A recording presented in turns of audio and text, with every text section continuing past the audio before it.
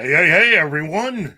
Happy Saturday morning here at Pop Culture Minefield headquarters. I am Keith. How's everybody this fine morning? Well, we are almost done with the month of August. And really, for today's episode, we're just going to take a look back at a few of the major stories that have already happened over the course of the last week. We've decided to go ahead and just give you a nice overview of everything related to DC Studios, okay? So I am joined today by Shanatsky. Hey, Shanatsky. Hey. No, Gary. That'll happen occasionally. He's on urgent mission. So I am your go-to guy for the day. Yep. And it's been a crazy month. It's been, the woke-pocalypse is in full effect. That's what I keep hearing. And as more and more people out in Hollywood begin to understand that really their main purpose is to actually make money. Hello, Anima. Hello, Marshall. Hello, Das Wolfen. Hello, Bill. Hello, Pat. Wait, Keith, so you're saying companies need to make money in order to function? And our villain, Dr. Dragon. Deleted scenes. Yes, they do need to make money because, they're a business. La Adelita, you look good today. I've got my eye on you, Shanatsky. Of course, Bill. We all do. Let me also welcome in Deleted Seeds. Good morning. Morning. How are you? I'm good. How about you? Doing well.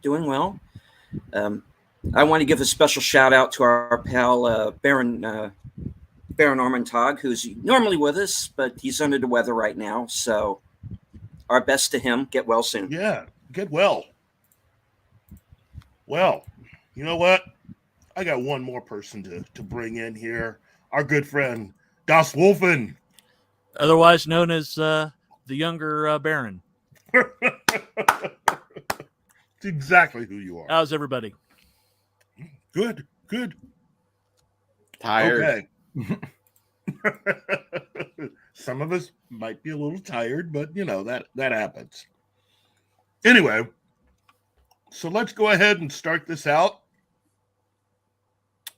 Basically, it looks like we have a new head of DC Studios. Okay.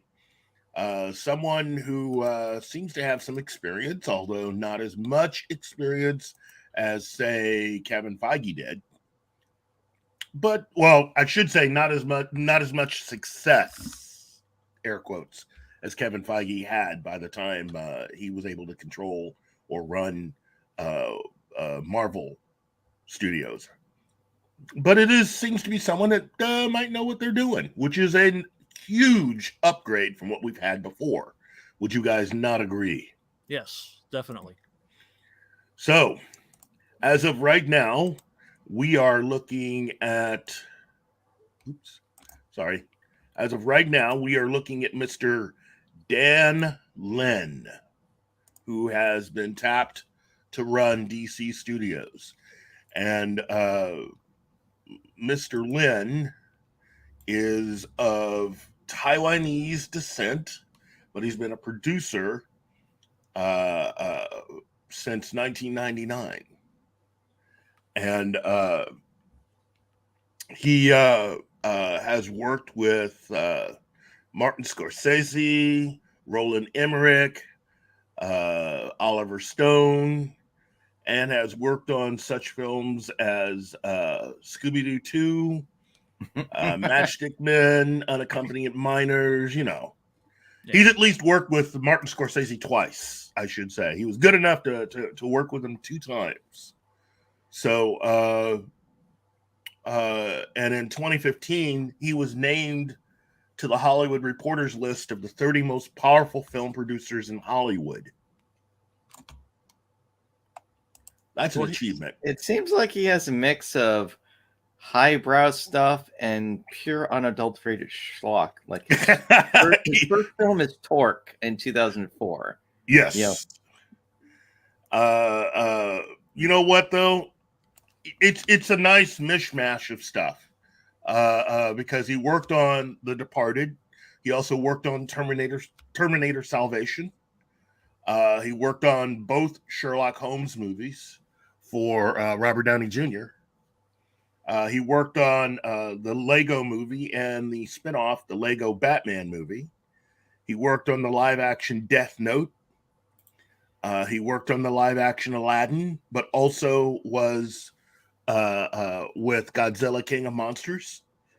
It and It Chapter 2, Godzilla versus Kong.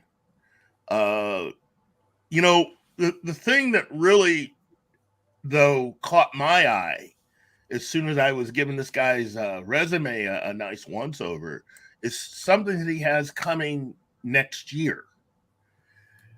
And it's Johnny Quest. That really caught my eye. I mean, there's a live-action Johnny Quest coming. So I haven't heard anything. I mean, normally I'd be kind of excited, but, you know, supposedly that's debuting next year.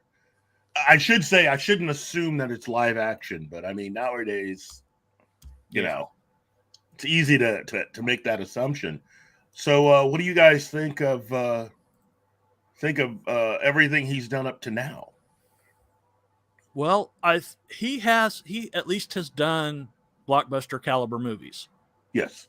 So he does have some of that experience dealing with stuff that is going to be important for the MCU, or to make a version of the MCU for DC.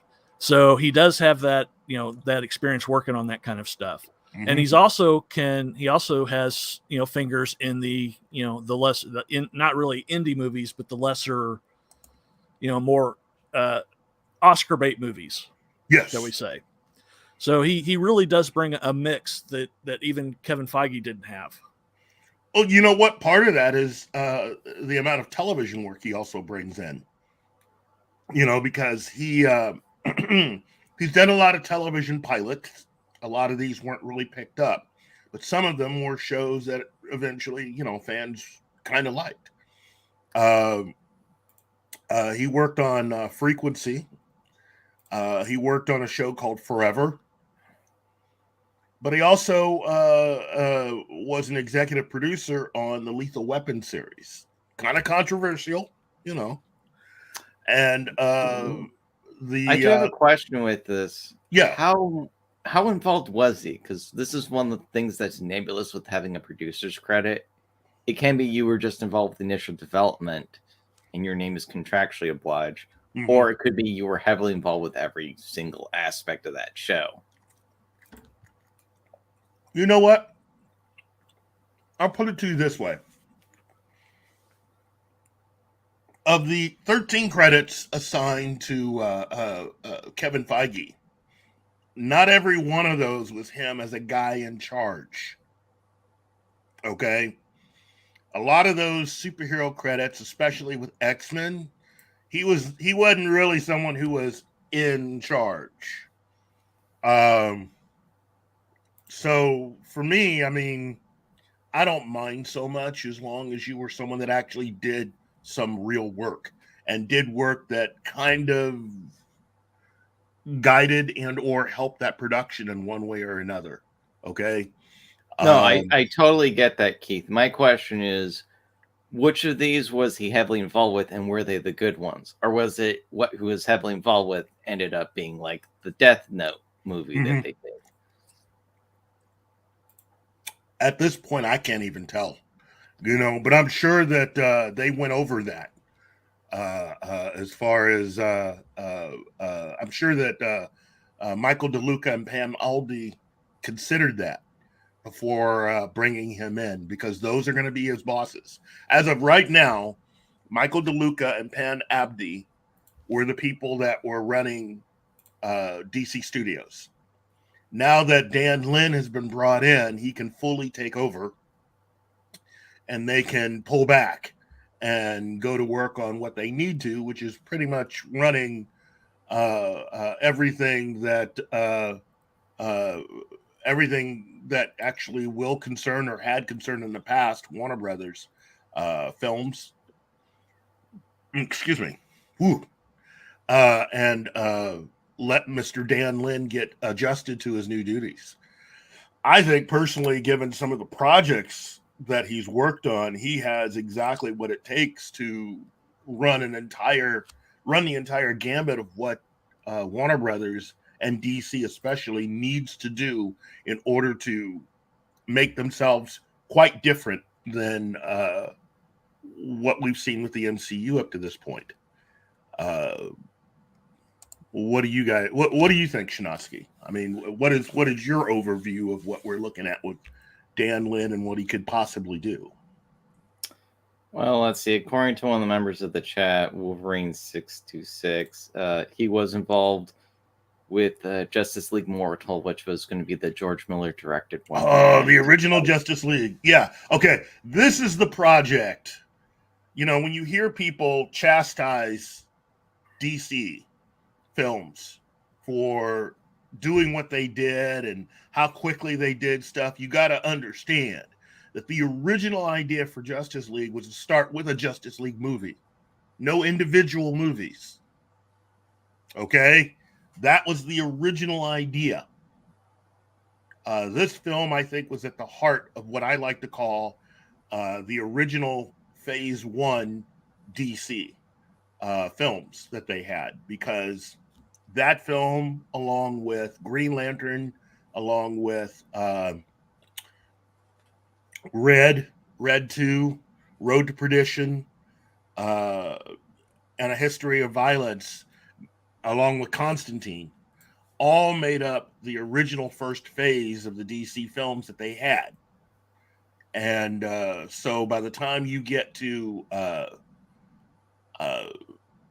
what Christopher Nolan was able to do, I think that pretty much helped to end that first phase. So Man of Steel actually begins their second phase.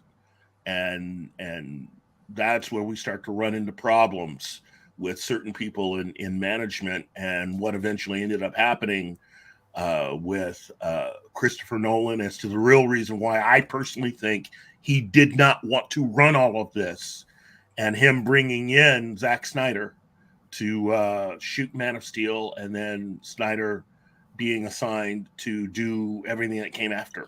So how about you, Deleted? What do you think?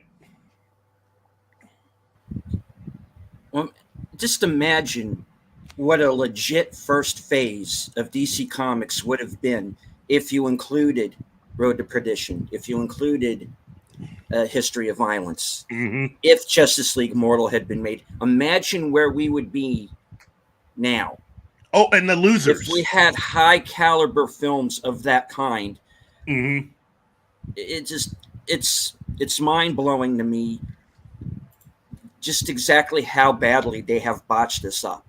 Well, and the deeper down that I dig into it, it's just like, my God, what happened? It's a shame too. If you really go into it, it's a shame too that they didn't advertise that those were comic book adaptations, because some of those were highly loved. Oh, not just highly loved. Here's something. Kevin Feige's next big thing. We all look. It's easy to look at Kevin Feige. He's really a very highly competitive guy. The only thing that DC has been able to accomplish that Kevin Feige and the MCU have never been able to accomplish up to this point is being nominated for some of the major Academy Awards and winning those. Okay? The MCU has made so much money, but they've never been given an Academy Award as far as acting for any level, whether Best Actor or Best Supporting Actor. Okay? That's what DC has. Heath Ledger was basically lightning in a bottle. It's not just it's not just Heath Ledger though. Okay? As we've established, all of these other films are also DC comic book movies. Okay? Road to Perdition, had a lot of nominations for that. And I think, in my opinion, Road to Perdition is the film that made the casting for Winter Soldier possible. Okay, getting Robert Redford was a real coup, and I think Redford, considered making comic book movies mainly because Paul Newman had found so much success with The Road to Perdition. And if you look at that cast just for that one movie, that is an incredible cast. So I think he wants that. That's the reason why they were pushing so hard for Black Panther to get all these major nominations. And really, all of the Marvel films have been very successful in equaling DC for a lot of the technical categories. But the only thing they've never been able to do is equal for a lot of the acting or really above the line categories as far as what is available and what is considered high profile Academy Award nominations for acting and for Best Picture.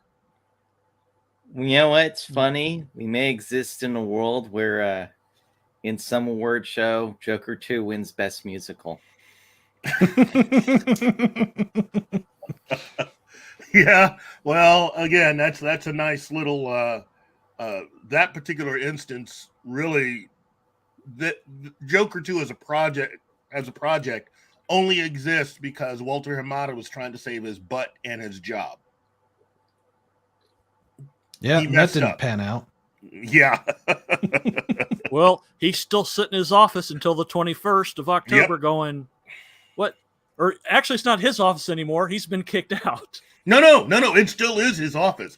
The new DC headquarters is in another building now. So he still has a place.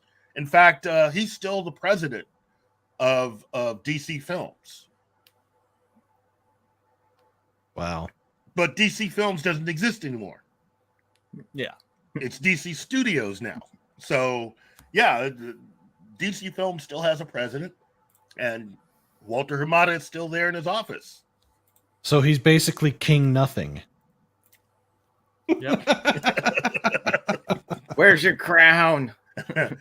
Welcome to the world of David Zaslav. Yes, Payback, it's a bee. And such a wonderful world that it is.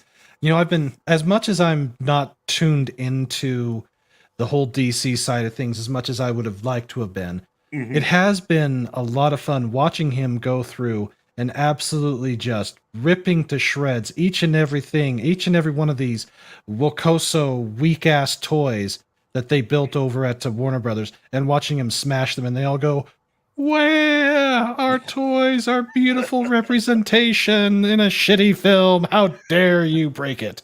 You know, it's great that you brought that up, because one of the other things to happen this week, and I think we talked about it yesterday, it was everybody's heard about the Batgirl film showing for the cast and crew.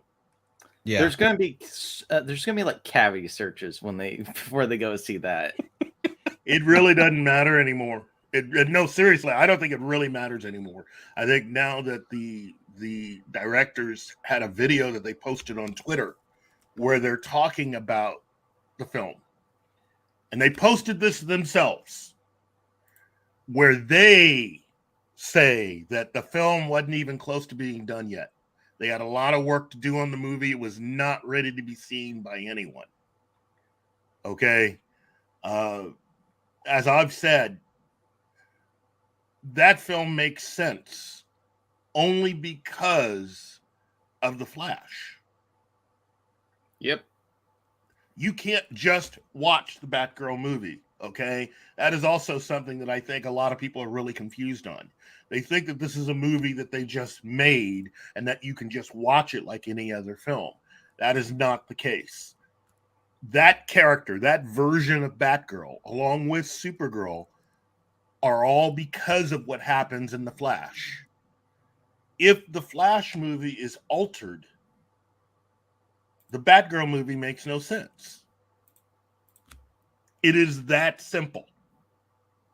It does not fit with the overall story that Warner Brothers Discovery wants to tell.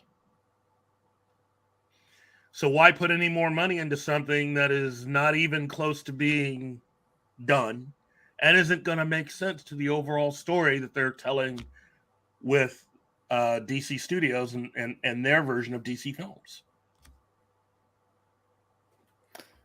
By the way, that one of the other things that's been happening, because you heard about what the 70 executives who got fired in development. Yeah. Yeah.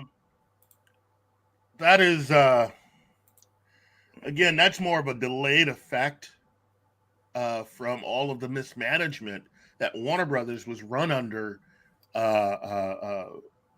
while AT&T was trying to figure stuff out. You've heard me talk about that before. Why HBO Max executives were let go, and what happened with under AT&T. Every time AT&T were looking at the books and trying to figure out why they weren't making as much money, who was in charge of making certain decisions, and AT&T really did try to run Warner Brothers the right way.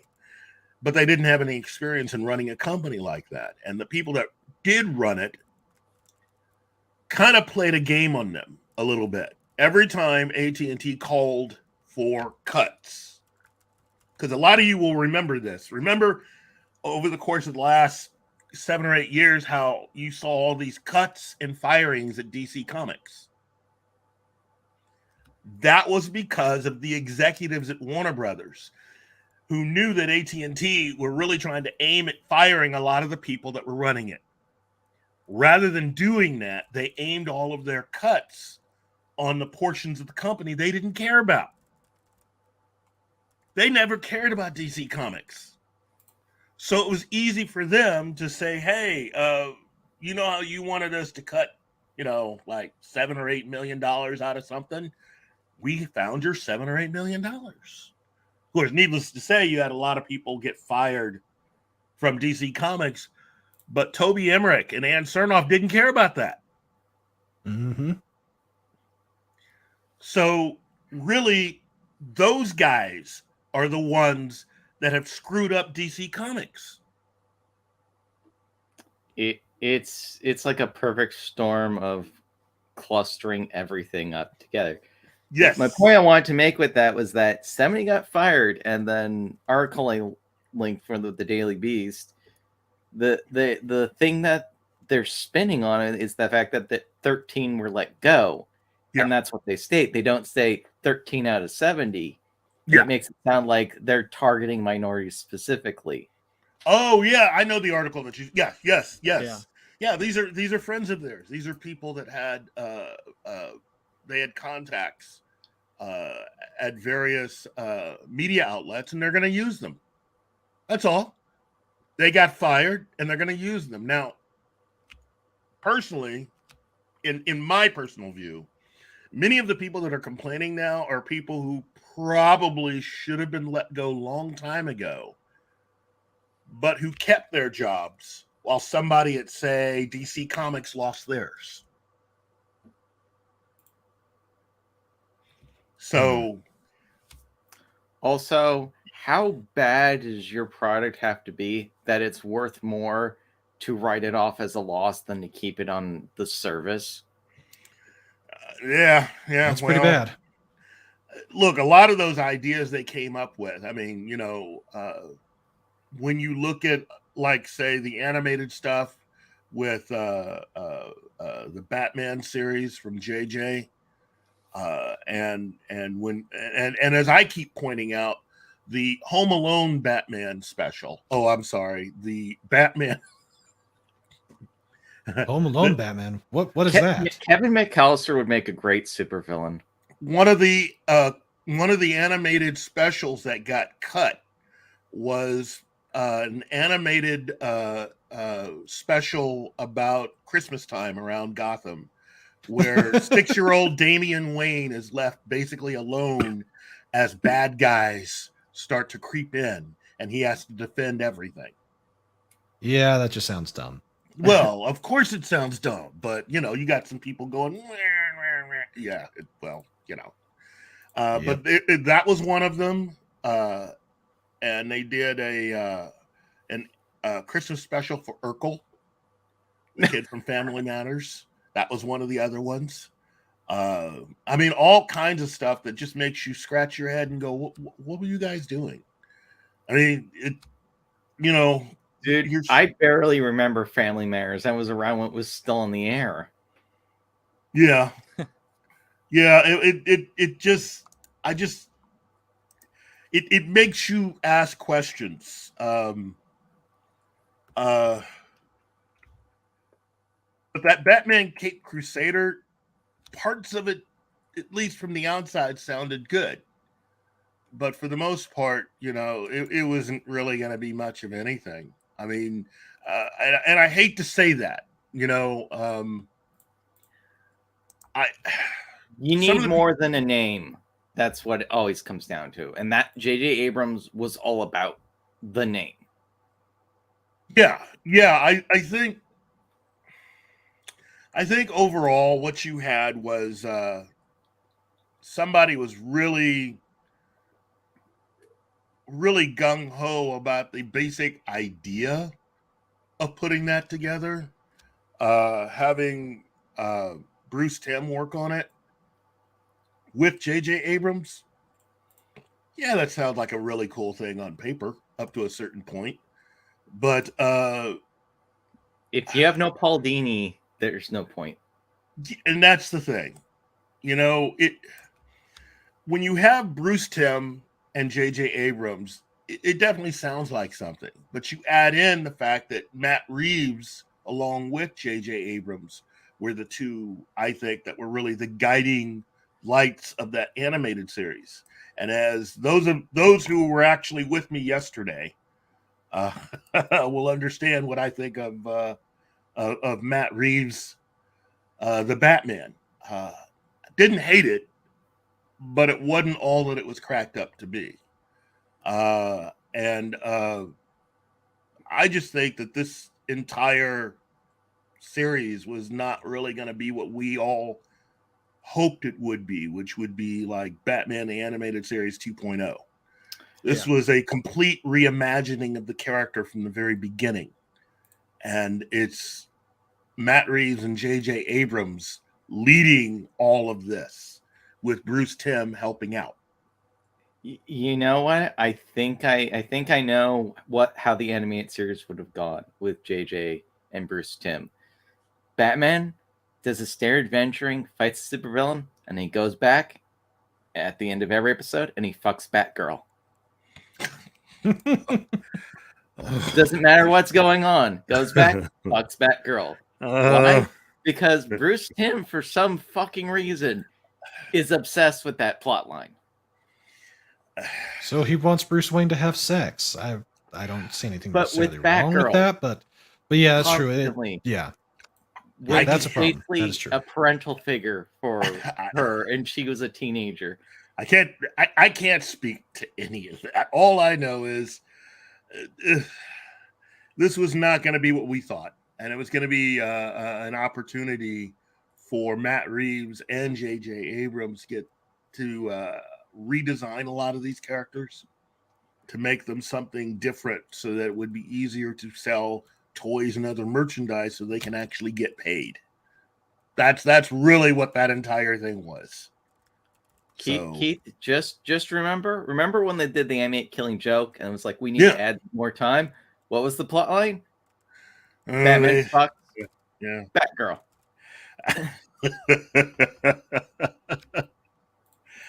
Yeah. I have to admit I wasn't really big on that particular part of the plot line. I didn't think it was necessary, but you know. But hey, you know what? Now we have someone that can actually officially tell them no, and his name is Dan Lin. Hopefully he can stay the course and have some really, really cool ideas to come out of this. Yep. I think he's going to need a couple weeks to get up to speed and to put together his team. But it looks like everything might be proceeding to go forward. Now, as to the quality of what they're going to do, we'll find out. I think within another year to 2 years, we'll start to hear certain things. But it's still, I think, going to be 3 years before we see anything. So every project that's coming right now, every project that will be either be released or eventually released with 6 months to a year from now, that is all still under Walter Hamada.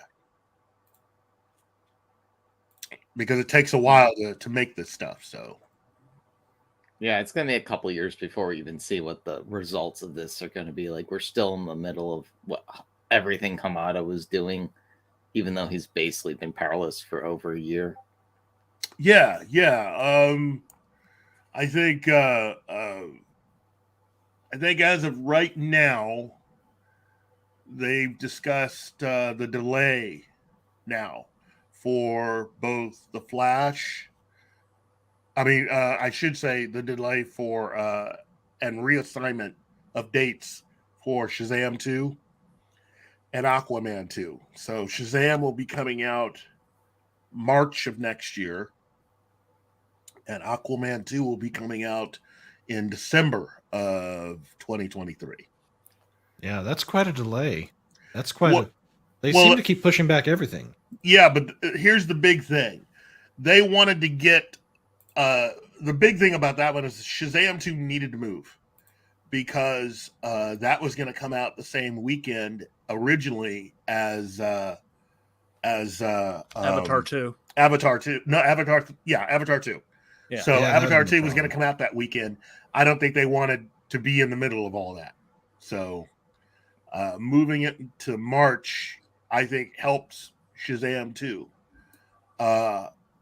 Personally, just as a little aside, I kind of hope that Avatar 2 bombs just because them being under the gun to release 3 more movies. Oh, that would be glorious.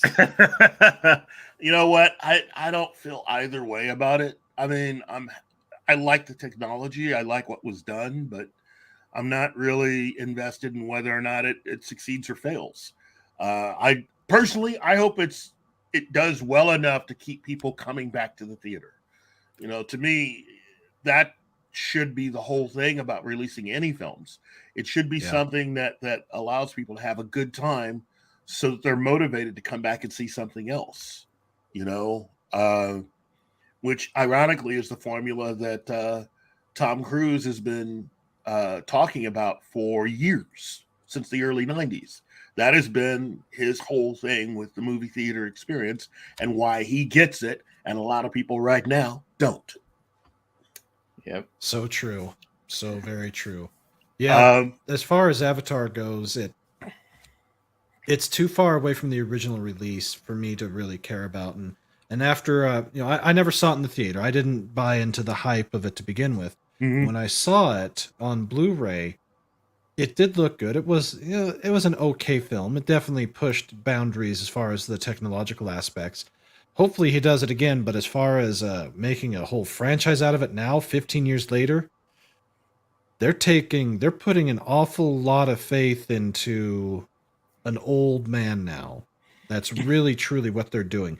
We're not talking about, the young James Cameron, the hungry James Cameron. We're talking about a James Cameron that's old and has been there, done that. He really doesn't need to do anything anymore.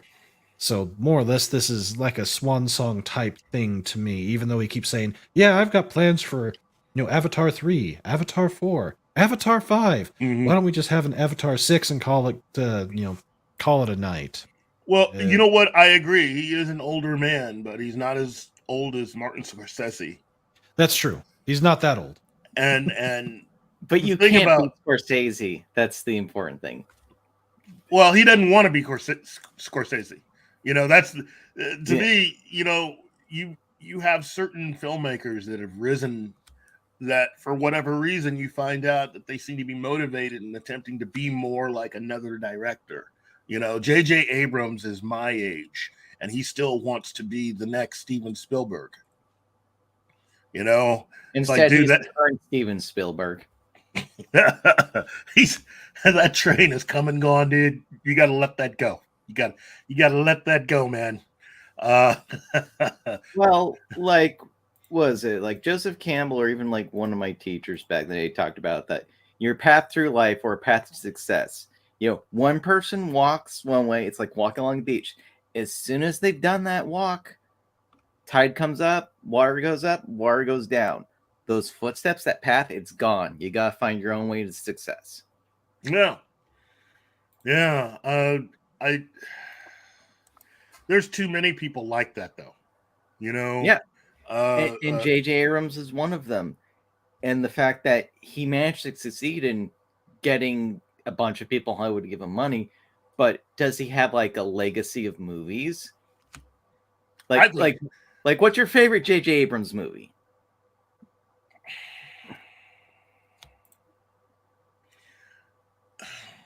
I would have to say. All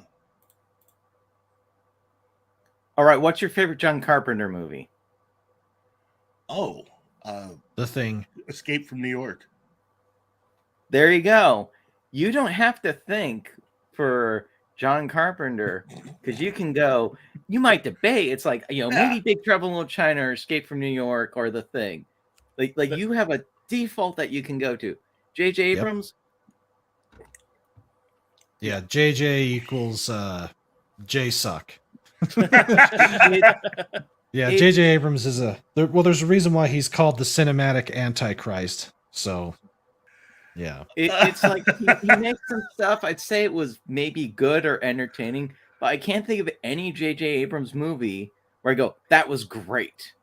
Well, as far as great, no, I agree. If there's one film for me that really, I think, was at least on the path to being that, and thinking about it now before I say it, it's like, oh, wait a minute. I mean, in a good way. Super 8. But that's only because he's doing his best Steven Spielberg impersonation. So I really like Super 8. Out of everything that he's done as a director, I think Super 8 is his best movie. But that's because he was working with his hero. Spielberg's a producer, an executive producer on that film. And he wanted to impress the guy. And so when you're making what is essentially a high-priced fan film tribute to your hero, yeah, of course you're going to do your best work. So,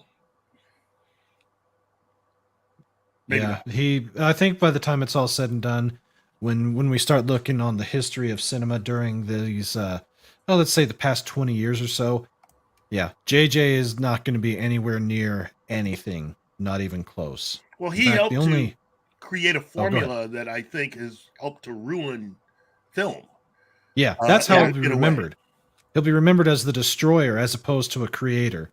And when I really think about, go ahead, Chanowski, go ahead. His lackeys, who he's basically like Hydra heads, have just gone off and infested every era of pop culture stuff, especially science fiction, fantasy. The point where basically all the shit we hate originates from him because he brought all his friends aboard and convinced all these Hollywood executives that, yeah, you should put my people there because I'm J.J. Abrams. And, The Force Awakens made $2.3 billion total. So obviously I know what I'm doing. Well, but he also... money? Yes, you do. That also is another example of him working with one of his heroes. I think Lucas is still listed, I think, as a executive producer on that movie. He had a chance to talk to Lucas during the production of that film. I think when he's working with someone who he really wants to impress, he'll pull out all the stops. He'll do the best job he's ever done. I do want to say that when it comes to The Force Awakens, I think he had a decent idea, but that Kathleen Kennedy effed it big time, because really that was the push and pull of that particular film series. The problem with the Disney Star Wars films is that Kathleen Kennedy had a problem with the story that J.J. Abrams was wanting to tell. Which Even is the reason. going back to who we're started this with, James Cameron. You know, you can think of great James Cameron movie, Terminator 2, Terminator 1. Yeah. What was the Aliens. other one?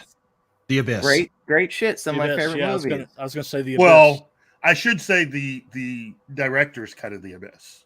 Yeah. I not that the other version was bad, but I do prefer the director's cut of the Abyss. So, but you can still name a movie of his that without hesitation, and it goes back to the whole thing with JJ. mm-hmm. You know, cinematic Antichrist. I myself, I didn't coin that term, but I will use it any time that we speak about that rat bastard. He is the cinematic Antichrist. There's no way you can get past his original idea for Superman. That Superman flyby script is atrocious, and I just, even though he's tried to play it off and laugh it off in recent years. Well, it has been interesting to see his downfall over these past few weeks, with all of his projects being canceled and being called to the carpet for taking potentially, $250 million and doing jack shit for 4 years.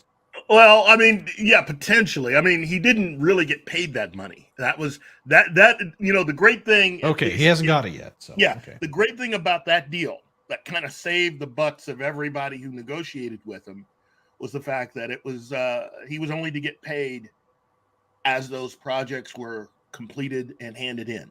POD, payable on delivery. So, that was wise. I think even David Zaslav's like, well, these a-holes actually did one thing right. Broken clock twice a day.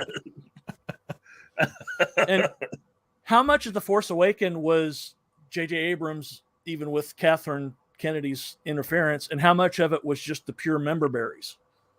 Oh, I think a lot of what he had was member berries. I mean, you notice there's one picture that they released during the production of that movie that actually had, well, two pictures, I should say. Two pictures that was released that actually had George Lucas in them. Two official pictures. One with everybody in the picture discussing the film. And the only other picture of George Lucas that was officially released is the picture of him and J.J. Abrams talking. And that's it. No pictures of him with Kathleen Kennedy. I'm sure he had pictures with the cast. And again, this is not so much that it's about anything with the cast. I think the cast loved George Lucas. I think no picture even with him and Bob Iger, during the production of the film. Well, to Keith, to expand upon your point, remember how there was those behind-the-scenes books for Star Wars, the really in-depth one? The Force Awakens one was completed, but never released. Mm-hmm. They pulled it from coming out. Mm-hmm. Well, I mean, they should have done that with the... I shouldn't say they should have done that with the Justice League book. They should have put out a new one after the release of Zack Snyder's Justice League. Yep. They should have had a new behind-the-scenes book written about that. I think they would have sold more books, and I think more people would have been interested in how that film was actually completed, and some of the stuff that was done to add more to that plot, as far as the whole thing with Martian Manhunter and both Green Lanterns, not just the one that we heard about. So,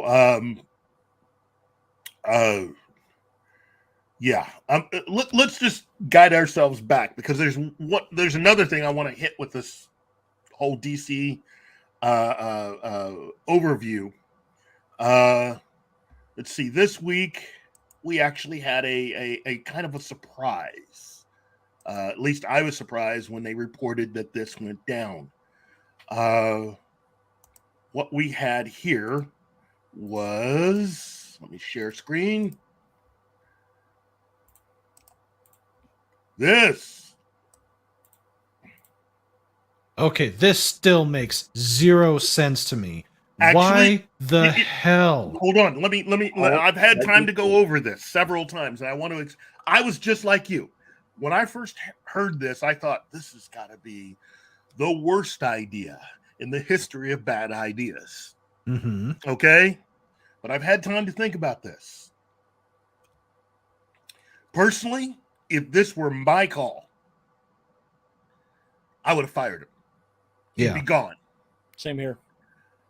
But the meeting here that they had with him, everything that's been reported up to this point, he's not really, and I hate the fact that I'm about to say this, but from a company point of view, he really hasn't been convicted of anything. True. It's a lot only of accusations and a charge. Yeah, a lot of these are mainly just accusations. If he actually is sincere about getting help, I'd be willing to at least listen to a few more things. But what actually came to mind was this. You know how you've been hearing about how, and you've been hearing this like now almost for 2-3 months now, how they've been having these screenings of The Flash and how the audience seems to like it. Right? Yeah, I've been hearing that. What makes you think that they're all talking about the same screening? No, that's true. I mean, they've had time to really do some work on this thing and to also include a lot of the new scenes that were filmed for the movie. If the audience loves this not just likes, but loves this cut of the film, which, okay, we can all go ahead and say because it's no big secret, that's going to have Batfleck in it. I could see why then they would be willing to risk the wrath of the general public to put this movie out and keep Ezra Miller in. I can totally understand it. If it's pushing the Dark Knight numbers as far as how a lot of these test audiences are rating it, I might just want to roll the dice on that. No, it makes total sense. Also, because remember this, he's part of the club, as Cameron Posher so loves to put it. Mm-hmm. His fucking, what is it? His dad runs a publishing company. I'm trying to remember the exact, how fucking connected to the higher up this prick is. But yeah, he's literally privilege personified, which is why he's able to get away with so much shit in the first place. Unless there's video of him murdering someone, even then, probably not. Hell yeah. Hide everything. Well, he still has his, there's all the civil stuff that could still happen, but he does have, even with all the crap that happened in Hawaii, the only thing that's actually come to a felony is not even in Hawaii. It's from one of the other states. So he still has that hanging over him. The break-in in Vermont. Upon how quickly. Vermont? Yeah, Vermont. Vermont is special. We'll just leave it at that. So we'll see how that plays out. Now, if that plays out before the movie comes down, if he is found guilty, if it actually goes to trial, then I don't think they have a choice. No. They're going to have to just pull it. But here's how it'll probably go, Brandon. They'll call up the Vermont Police Department. It's like, hey, how well funded is your department? Would you like to get a little bit more funding? Bribing. Yep. How the world turns. Bribery. It's donations. He's a movie star. They'll plead him out. He'll get charged with them. It'll get pleaded down to a misdemeanor. He'll have to do community service, and that'll be that. That depends. Oh no, he'll have a PSA because that's what always happens with celebrities. Anytime they're arrested or something, there's a PSA they end up doing for it. Well, it really depends upon who the prosecutor is. With it being in Vermont, Vermont's a weird place. The bigger cities are very hippie-ish. A lot of hippies settled there over the course of time. Mm-hmm. But they're weird. So I don't know. If it was most any other state, like New York, California, any of the West Coast places, or even maybe some of the other places that have movie studios like Georgia. Had he done it in those places, I could see that. But this is Vermont, so we'll have to see how it plays out. But I think Keith, that Warner Brothers, they're taking an awful risk and an awful gamble. Yes. And if the screenings would have to be, as you put it, they would have to be over the top to justify finishing this out with him intact, even if they don't use him going forward, which they've already said they're going to do, which I think for him is like, that's the best scenario that he could get out of this whole thing, is he doesn't work for them again, but he still gets all of his money and still gets this on his mantle as a movie that he's in. But it really is going to depend upon how his civil stuff turns out before the movie's released, how his criminal complaint turns out before the release, and how believable all of his contrition stuff is going to be. And to be blunt, none of it going into this to me feels real. Now, I'm not from Hollywood. I'm not from that world, and everything. I can tell when something is scripted. The whole thing of him going into rehab, that was obviously not written by him. That was written by his people or people for Warner Brothers. Very lawyer-ese in its wording. Now, if he comes out and he doesn't act like an asshole and actually, does more than just the minimum that's required, the community service thing and all those things. If he really truly comes out and doesn't act like an asshole, then I could be okay enough going to see this. But there's still too many risks involved. And personally, for me, if I was running this ship, I don't think that this would be the gamble that I would take. But then again, that's me. I'm a little more reserved when it goes to things like that. You have morals. A lot of these people don't. And remember, Jeffrey Epstein, this is the tip of the iceberg. The shit he's doing compared to a lot of the people in Hollywood, sadly, isn't that bad. It's just, he's got a spotlight on him. Deleted. You were going to say. All right. Now, I was actually talking with someone about this the other day who's a huge fan of the Flash character. And, he says he would much prefer Grant Gustin. I'm sure. But the thing is is there are people who are out there who maybe are not as versed in what's been going on with Ezra Miller as we've been. There are people out there who are, their thought is, we just want a good Flash movie. Yes. Which I would like that too. Let's just have a decent damn Flash movie for a change. We're not going to get it from Warner Brothers, and we're not going to get it with Ezra Miller. No one's going to go see this. Because even the people who are, like I said, are not versed 100% in what's been going on with Ezra Miller do not want to see this movie. They want Grant Gustin. I say somebody get, Dylan O'Brien on the phone right now and get him, let's reshoot this damn thing. I also know that's not going to happen.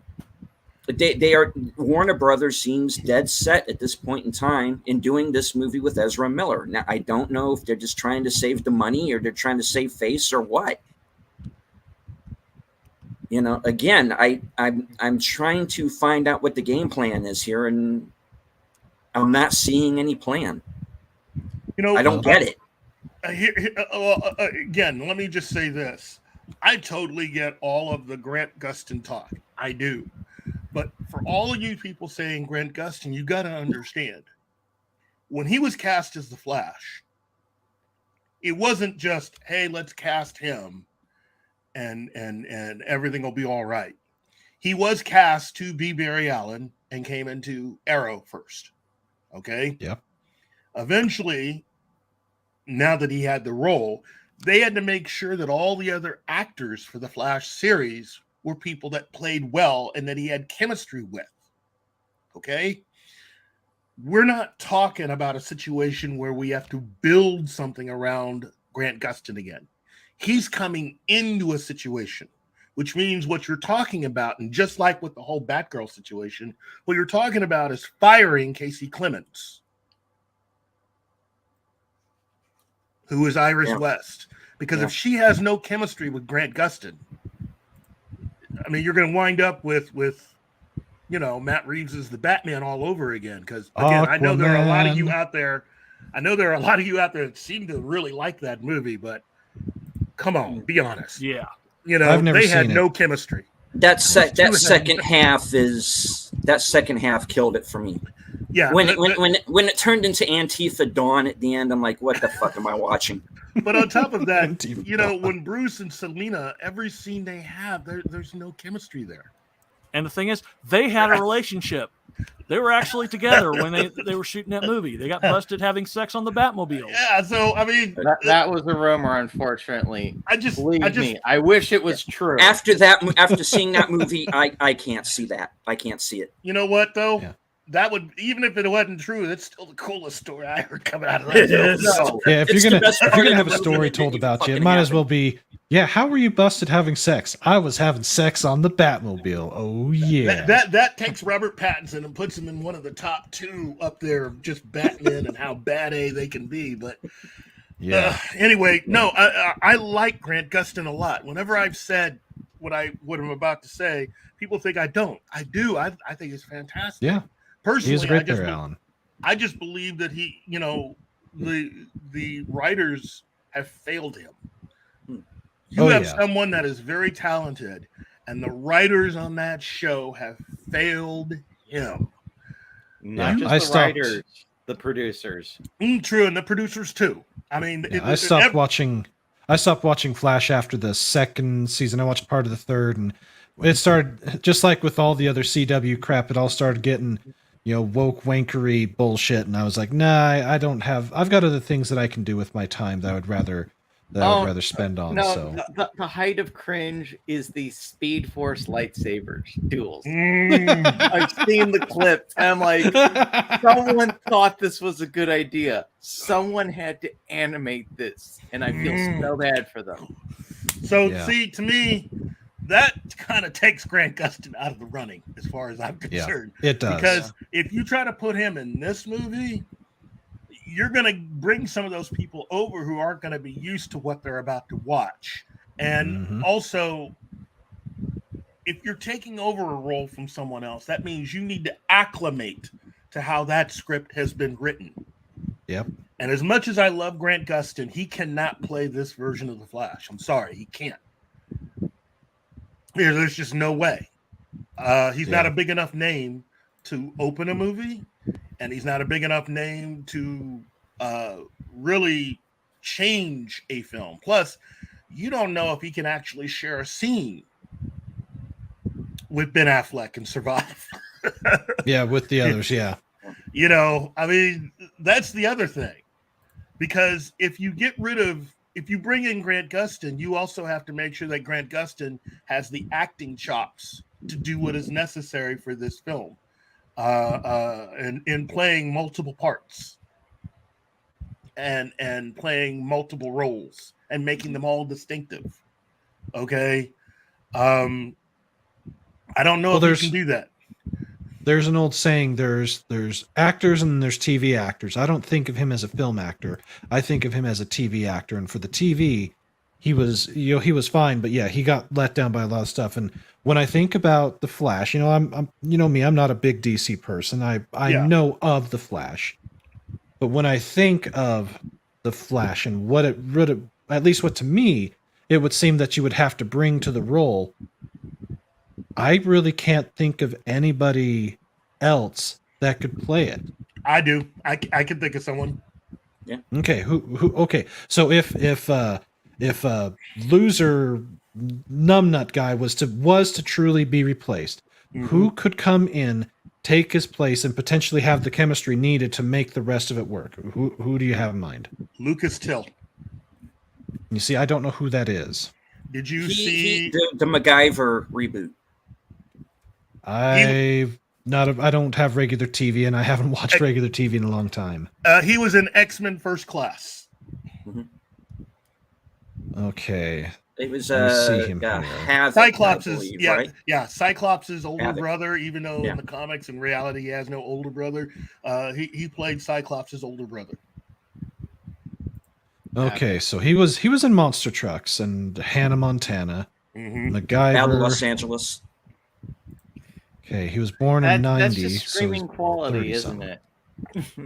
Well, I mean, again, he has three things going for him. First and foremost, he's acted in a comic book movie before. He knows how to act against green screen. He knows how to act. I mean, he can, I don't know if his acting chops are strong enough to allow him to play multiple roles. That's the only thing. But he does have that. He has shared the screen with some major actors. And I personally think I could see him acting opposite both Ben Affleck and Jeffrey Dean Morgan. Oh, I mean, Ben Affleck, just Ben Affleck. Don't forget what I just said. But well, I mean, look, that technically is already out there. I think you have to be able to survive sharing a scene with Jeffrey Dean Morgan, and I don't think Grant Gustin could do that. No, the guy that's played Negan. Too. She'd like to say hello. Oh, hello. Wow. Let's see. Hold on. We've been forgetting the chat. That's my fault. Gap, hello. Let's see.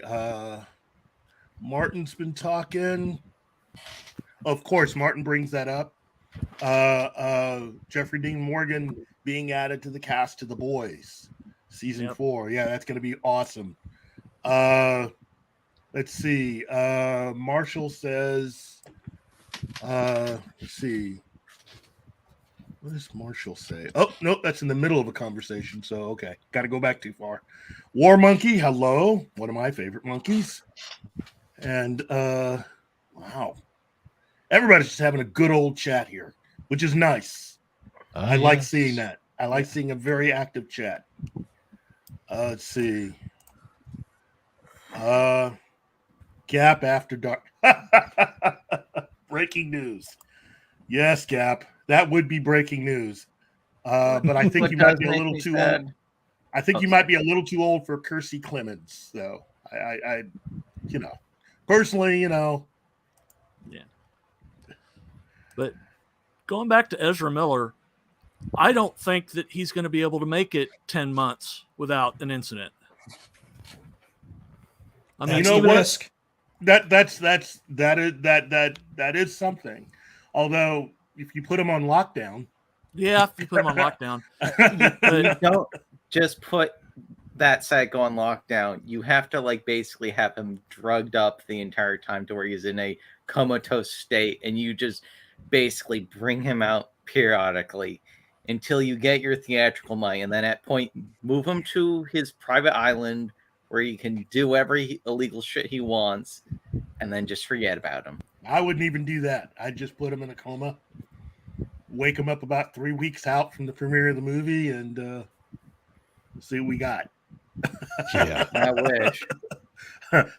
I mean, again, not trying to be that guy, but there's a lot of money that's been invested. Yeah, there's a ton of money on the line with this. Just an abject, ridiculous amount of money. Well, and they're talking about adding in another $100 million in production. This movie is never going to make any money. I know. Yeah, they're not even going to break even. They've spent so much money. They still haven't reached Rise of Skywalker levels, but they're getting closer. So, man, I guess they'll have to do over $1 billion just to break even. That's not. It almost feels like they just need to take the tax write-off and call it good.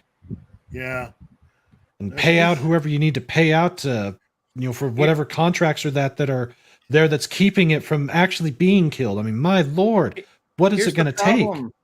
Here's the problem. The time to do that has passed, because if they should have pulled this, they should have pulled it before the books.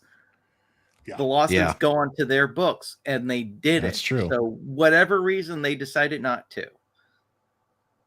Well, I do want to answer Kingsport call. I don't plan on seeing any of these in the theater. I'm very stingy anymore, and I have to be a little more careful with my money. Family and kids and all that stuff. It costs money to go to the theater. A lot of money And- nowadays. Yeah. Well, I still. Yeah. Kingsport, I let just me don't put it plan on this seeing way. it. I haven't watched any of the Phase 4 films in theaters, and the ones I have watched have not had to pay for them. I've not watched a single Disney Plus TV series. I just love the drama surrounding this shit. But Oh yeah, like, it's hilarious. oh, you're gonna watch it? It's like, no. The only thing I hate I'm gonna watch is gonna be Rings of Power, and that's solely because 6 is gonna be there with me and doing it for this channel. I can't do that. You guys are. I can't. Yeah, even I bring can't do myself that to either. Watch it. I've Yeah, even I do that. won't. Yeah, I and I would- encourage everyone else not to watch Rings of Power. Just let us tear it a new asshole for you guys. Have some fun with that, and then let Amazon's stock dip for like a day or two. Whoa! Gap! Look, dude, come on, man. I like you, Gap.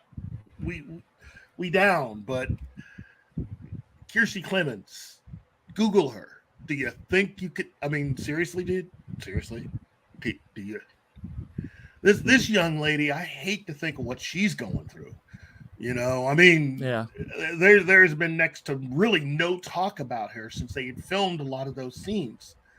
And look how long she's been waiting. I mean, a lot of people didn't even know she was a part of any of this until really the Snyder Cut came out. I feel bad for anyone that's involved with some of these things, especially like if you were in the Flashpoint movie, you didn't do anything wrong. Ezra Miller fucked you. Well, not That just is that. so I mean, true. what I was going to say with Kiersey Clemens is she's had it really bad because first she got screwed over by Warner Brothers, the producers, and Joss Whedon, who cut her out mainly of that movie. I cut a lot of her scenes. Probably because she refused to fuck him, because that's what the male feminists do. Yeah. I do want to ask Dragon Ruse this for going to see Dragon Ball Super. I heard that was a spectacular Dragon Ball movie. Was that just for you, for the ticket, for the popcorn and the pop, or was it for more than one person? Holly, hey, Polly. That's Everyone. my question. I can see that costing that much for one person in certain places. Here's what I'll say. I'm a little bit spoiled. I do have a first run theater that only charges, even with the hyperinflation that we've been under, $7 for a nighttime movie, and you can get popcorn and a big ass drink for only $5. I'm spoiled. I realize that, but I do have to travel about 20 miles to actually go there. But still, it's better than going to the AMC or to the Regal Theater that's a little further north. They're wanting $15-20 for a movie. And I'm like, no, that's dumb. Man, even with the price of gas now, it's still cheaper. Yeah. Yes, I am a little spoiled in that regard. But as far as any of these, let's touch on the Phase Bore real quick. The only thing that I've seen of it in the theater was Spider-Man, and that was the only one that was worth a damn. As far as the TV series, I started with what's-her-face's show, WandaVision, because it had the potential, but I did not watch the ending because of how it ended and why it ended. And then I've watched the first episode of the other that came right after it, and it was trash. And since then, I haven't. I did give Miss Marvel episode 1 a go over precisely because of Cameron's recommendation, and I can see where it was going. And had it not had all the Marvel crap in it, it would have been a great comedy show. A good sitcom. It really would have been. But you start throwing in the Marvel stuff, and you start throwing in all the agenda stuff, and it just turns it completely off. And as far as the DC side goes, yeah, that's pretty funny. I haven't seen any of it. I don't have that overriding need or feel that I have to see it. It's something that I have to have. Even with the Snyder Cut of Justice League, I still haven't seen it. I don't have that overriding drive that this is something that I can't live without. That is something that both of these studios and both of these comics divisions have got to figure out. I can't be alone in feeling this. I really can't. No, you're absolutely right. I mean, the only reason I went to go see Thor: Love and Thunder in theaters was because, my subscribers are a bunch of masochists, and they wanted me to go and see the movie and review it. So that's how I got roped into supervillains. And that movie is just a 2-hour meme, joke, gay reference, explosion, meme, explosion, gay reference for 2 hours, and that's all it is. And I'm sitting there just watching the movie, kind of trying to stay awake, literally trying to stay awake, except when Christian Bale is on the screen. He's the only thing that works in that whole movie. But I'm to the point where I feel the same way. This isn't making me excited to see more. They have the third KGF movie coming out from India. I want to see that. I don't want to see the next Marvel movie. I don't want to see the next DC movie. I don't want to go back and watch Snyder Cut. I just don't care. I'm not interested. Yeah. And I've go ahead. Oh, currently the Indian movies like KGF or RR are better superhero movies than our current superhero movies. Yeah, absolutely. Yeah. Well, look, I've just been alerted to something, and I think I need to share this with you guys to get your thoughts on this. So let's share screen. And oh yeah, this one. Yeah. As I said, the club takes care of their own. That they do. So let me go ahead and get started on this for our audience. Ezra Miller could be looking at multiple films as the Flash. Although nothing has been decided yet, Ezra Miller's Flash future looks brighter. Sources reveal that Warner Brothers Discovery is considering extending his Flash run. However, there are still hurdles to leap over. No duh. On August 22nd, I revealed that Warner Brothers Discovery prefers to keep Ezra Miller after they release The Flash. In other words, they'd rather not recast the character. But now insiders add that Warner Brothers Discovery wants Miller to be an integral part of their 10-year plan for DC films. That's a risk. First of all, Warner Brothers Discovery feels optimistic that The Flash will spawn sequels. Preferably, they envision a trilogy with Miller. Secondly, they see Miller's Flash guest starring in other actors' DCEU movies. This follows the MCU model. In fact, it's similar to how Robert Downey Jr. appeared in Spider-Man: Homecoming and Captain America: Civil War. Granted, this wouldn't be exclusive to Miller. After all, Warner Brothers Discovery aims to enlarge the DCEU by having superheroes cross over into each other's films. World building. On the contrary, Miller has no guarantees. In other words, nobody is jumping the gun here. I explained in my previous report that Miller has to prove they're firmly committed to get their therapy. Furthermore, they have to stay away from illegal activities. In addition, the box office success of The Flash will determine the franchise's fate. On the other hand, Warner Brothers Discovery is interested in Miller's Flash appearances outside of their solo film movies. Their intention is to reform Zack Snyder's Justice League without no changes to the cast. After all, you can't restore the Snyderverse without bringing back its stars first. Okay. Certainly, one by one, that's happening. They just added Ben Affleck to Aquaman and the Last Kingdom. I initially scooped Henry Cavill and Black Adam on April 11th, 2021. YouTube personality Sil Abdul confirmed that was accurate. The Hollywood Reporter wrote that Miller met with studio chairs Mike DeLuca and Pam Abdi on the Burbank lot. It's part of a new beginning for Miller. While no details of their conversation have leaked, its purpose is obvious. The healing process, personally and professionally, has started. So I agree that this is kind of a risk, but I also would like to think that Obviously, they have access to things and are seeing things that we are not. And if this is really that good, I can see why they want to do this. But this is all from Mikey Sutton's Geekosity. The latest article, which was actually written by Mikey Sutton himself. Yesterday. So, yeah. That's a big one. Well, here's my bottom line. If they can clear up his legal problems, if he can do exactly as they put on there, he keeps himself in therapy, he gets the help that he needs, because let's face it, he is deeply disturbed on so many levels. He basically just needs to clean up. Stop acting like an asshole, and you'll be okay. Because as much as, some people may not like him, he actually is. He's not a bad actor. He really isn't. It does seem like he has the ability to potentially go far, but he definitely is going to have to be.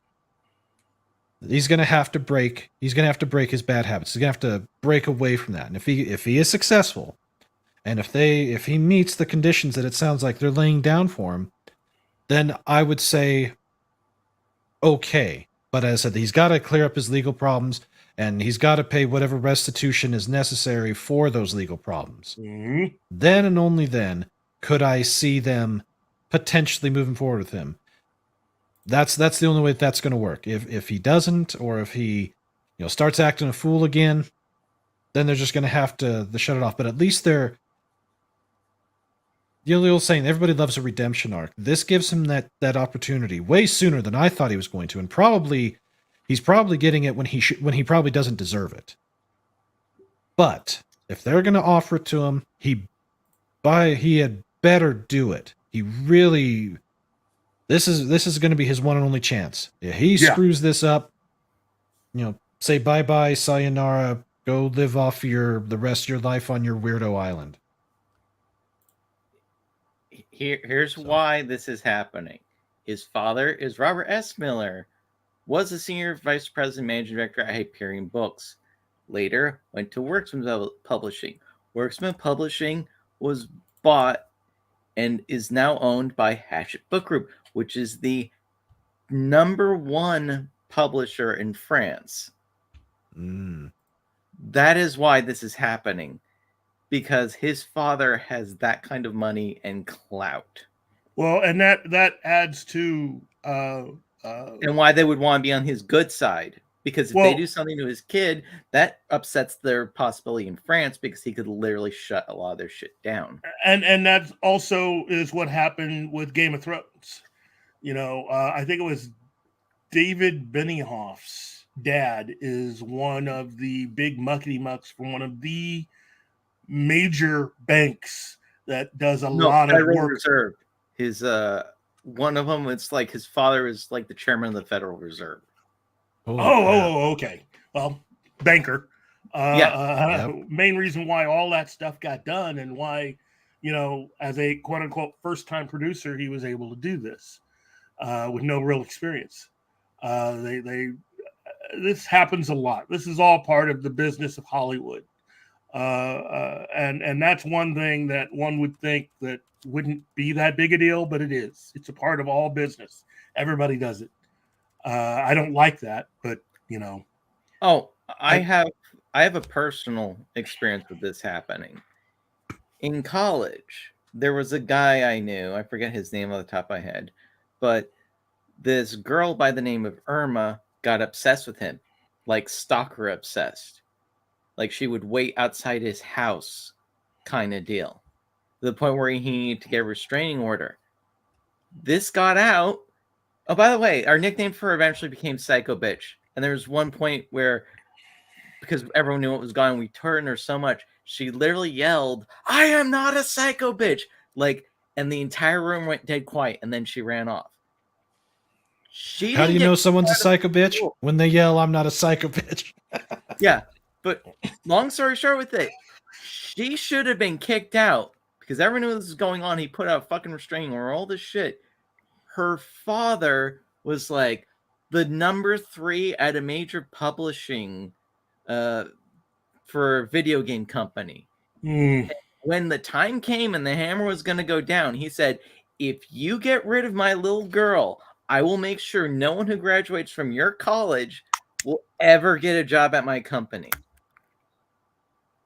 This is the kind of shit that these people can pull when their little, precious little angels are threatened by, actual consequences for their fucking actions. Wow. Yeah, it's disgusting. It really is. It truly is disgusting. You know what? At this point, at least as far as this goes with Ezra Miller, I'm curious. I don't know if it's actually won me over as far as I think this is going to work, but I am curious. I hope for everyone else involved that this goes off, that they're able to do this. And then when the film comes out, all of us will be able to make up our own minds as far as whether or not we thought it was entertaining. But there's a lot of talented people involved. Personally, I cannot understand why some out there might want this movie to fail. Personally, I would rather it be a success, if only because this is the return of Ben Affleck, and it's got Jeffrey Dean Morgan in it. While this started off as a project from Walter Hamada and his crew, this is being rehabbed by the current people running everything at Warner Brothers Discovery now. And to have a success with this means everything to them. I think everyone from David Zaslav on down want this to be a success. And again, given everything that David Zaslav has said and what they're aiming to do, I really don't know if this is as bad an idea as it feels like. But then again, I'm not one of the people on the inside. And and I agree, there's a lot riding on this. But at the same time, I think they realize that. And given some of the things that Zaslav and his people have gotten out of doing, have avoided becoming connected with, I haven't seen one thing that they cut that I disagreed with. Yeah. So far he's been doing everything necessary to clean up that shit show. I just wish he would turn his attention to DC Comics and either shut them down completely or... Oh, you didn't hear. I probably did not. Okay. They did turn their attention to DC Comics. They demanded the books going back almost 30 years. They want to know... Oh, man. Where all the money's been spent. They want to know why, because they're looking at sales. They're looking at all the sales of the comics, especially in recent years, and why certain people who obviously their work isn't selling, why they were kept on as they were losing talent. Yes. Well, once you get your accountants to look at that and just look at just the anecdotal evidence that's all around that, there should be no question that anyone and everyone that's currently there in DC probably needs to be gone and in the worst possible way, and pull all the shite that they've been putting out. At this point, they've already got all the books now. So the accountants are looking at everything. A lot of the announcements, the big announcements that DC has coming, was stuff that they had talked about back at San Diego Comic-Con. And I think what I heard was a lot of that stuff was done in order to offset a lot of the bad stuff that had been putting out. There's a lot of people who are in control of things right now at DC Comics who probably shouldn't be. They should be gone. The feeling is that Warner Brothers may find another company and give them the right to publish DC Comics. Or as one person said, what would you think if Todd McFarlane were just given the rights to just make DC Comics for a little bit?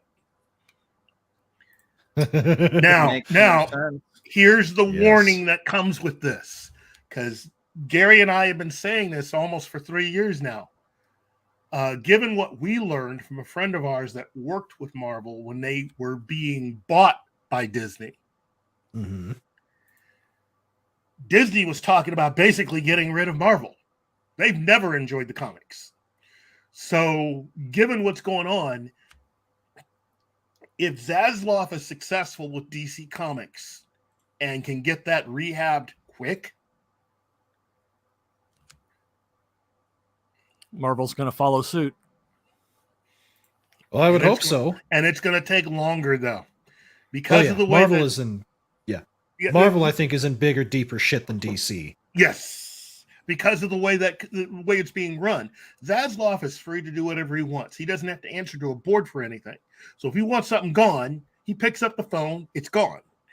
With Disney, everything takes time, a long time. So, this is yeah. It's all their Things work sins out are catching up with them. Yes. All the sins are catching up, because remember what they would do, and this I think it was Gary, I forget who mentioned this with it.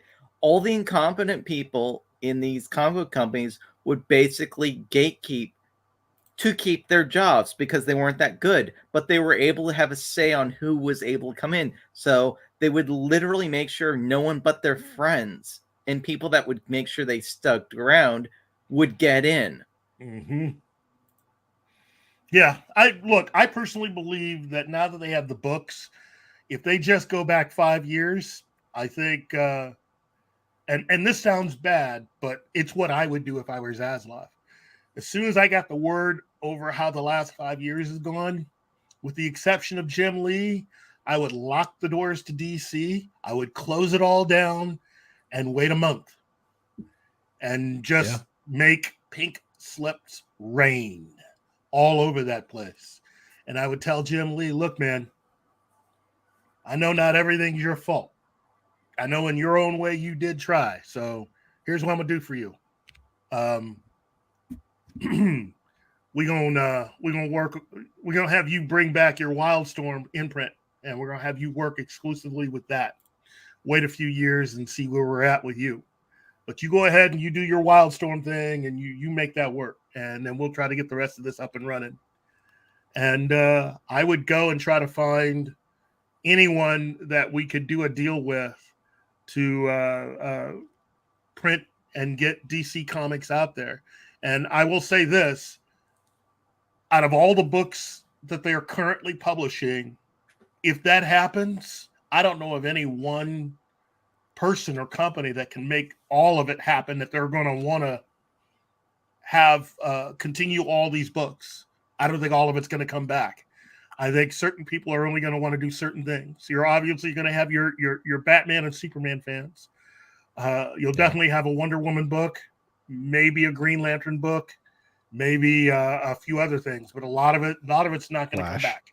Yeah. Flash will probably come back, but not all of it. The big five, basically your Justice League level type of heroes. As somebody's going to want Justice League too. I mean, that's the thing. They're going to want to do a Justice League book.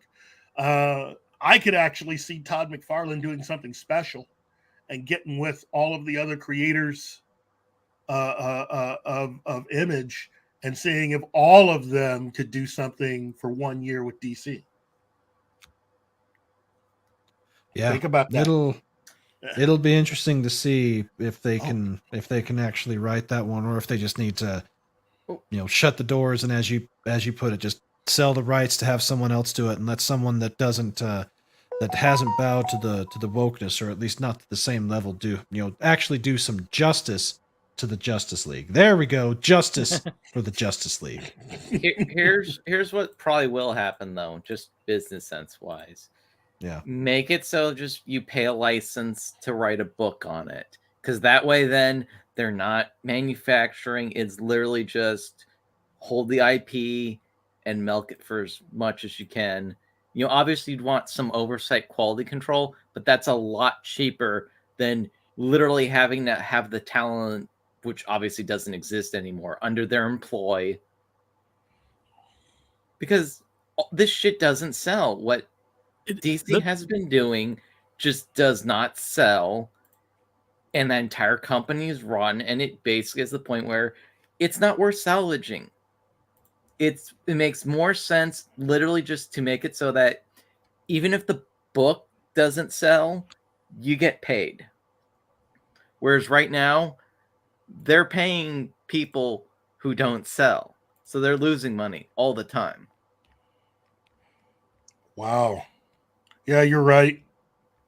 Well, the thing is, the talent's there. It's just not working in mainstream comics anymore. Mm-hmm. They've gone independent. I was talking about, DC Comics. That's what I'm saying. Well, yeah, if you got rid of it and you brought in, you can still bring in talent. You bring in the people like Graham Norton. That's and that those people that you got rid of unceremoniously, bring them back to repair the damage that's been done. Yeah. Look. Both Marvel and DC are in trouble. They are in so much trouble right now. If DC fixes that, that's still going to leave a lot of the Marvel problems. Snowflake and Safe Space. And no. you know, I'd say I would fix things first. I want a Snowflame comic. Look, I could actually see them doing something kind of special. You know, I think this might actually help DC Comics move forward. And I think Mr. Dan Lin could make this happen. You guys are familiar with the Multiverses video game. Yeah. Which is pretty much just the Warner Brothers version of Smash Brothers. Yeah. So I was saying that one of the characters that they could bring in that I would love to play on that game would be Space Ghost. And they have the Hanna-Barbera characters, which, again, for the life of me, why Warner didn't take advantage of the Future Quest comic success and go ahead and start putting out Future Quest toys and a Future Quest animated adventure that I think people really would have really dug. That is something that they could move forward with that helps to bring together two companies that Warner Brothers has control with and make a lot of money. I think they should go ahead and do a Future Quest 2 for DC Comics and go ahead and put together a Hanna-Barbera version of the the Justice League, aka Super Friends comics, and invite in all the characters that you saw in that cartoon and do it in that animation style. There's a problem with a lot of the Hanna-Barbera stuff, though, because basically, since they didn't care, they let the low budget people at Cartoon Network basically turn them all into parodies of themselves, and those are the versions that people remember now. It doesn't matter. No. I get what you're saying. Doesn't matter. It really doesn't. That Future Quest comic was after all of that. And for those of you that had a chance to read that, especially with what they did with Space Ghost, that doesn't matter. Doesn't matter. It's Space Ghost, man. Space Ghost. I think there's all kinds of upsides to this entire development, at least for Warner Brothers and DC. If I were a betting man, I'd say a year from now, things are going to look a lot better for them. Now, I'm not saying anything about the quality of the stories. I'm just saying things are going to look a lot better than where they are right now. And Marvel, I think, will be dealing with a lot of the same stuff it's dealing with right now. Not saying they're going to be worse. I'm just saying they might just be still treading water a year from now. It's hard to be worse than they already are. Like you'd have to actively do things like there's a comic that literally is not printed with blank pages. When you do what they did to the X-Men, Yeah, John. Oh, I know, Lord. man. I know. I'm sorry. I didn't mean Hey, to bring that up. By the way, Keith, that was my pitch for how you fix the X-Men. The actual X-Men, those are not them. They're, they already have the whole thing with the stupid island cloning thing. No, it had them sealed up because it needed their DNA, like Mr. Sinister, to keep making these clones. So the original Wolverine comes back, releases everyone, and they fucking murder these abomination bastards. And then destroy the island, nuke it to hell, and now have to fix the mess that was created because basically they're fucking drug dealing supervillains. Like, great, all this work we did to try to get mutant and human relations together is now been completely destroyed. Now the world hates us, and they think they're right for doing so because of these assholes, and we have to fucking fix this mess. Yeah, That's the story. You want to jump in, Monkey? I think we should go ahead and send him a link. Hell, Jeebus. Look, let me just say this. John and I had a conversation, and I told him my pitch for fixing DC and Marvel Comics, which is I would take DC back to about 2011. Okay? And I would say, we're going to restart everything right where everything was in 2011. And then start from there. So any new characters that were introduced, anything, this will be judged on a case-by-case basis as to whether or not to let those characters back in. Then we're going to retroactively take any characters that were adjusted or altered that were previously longtime DC characters. And as far as I'm concerned, all those characters will go back to the way they were when they were originally introduced. Until further notice. Works Now, for me. with Marvel, I said take it all the way back to 2000. When everything was Ultimate this and Ultimates that. And that's where we're going to begin again. The biggest change I would make, and I know this is not going to be popular, but you got to understand what I'm going for when I say this. We're going to tweak the Miles Morales story a little. We're still going to have Miles Morales. He will still be Spider-Man. But we're going to tweak that story. Peter Parker doesn't die. We're going to make it kind of like the films, the animated stuff, Into the Spider-Verse, in so much as that Peter will be older than Miles. Okay? But I would like to make it so that Miguel O'Hara is actually one of the other Spider-Men of this time period and have him be more of a mentor to Miles Morales, who I think it would really serve us better to have him be a younger Spider-Man, meaning 13, 14 years old, and have a mentor like Miguel O'Hara and allow Peter to go off and do whatever he needs to do. That's the adjustment I would make. And again, any characters that were altered in any way from what they originally were will be reverted back to their original versions of who they are. And we will examine any new characters or change to certain characters on a case-by-case basis. So, Keith, Sounds good to me. I think what you should title this, what if Miles Morales was well written?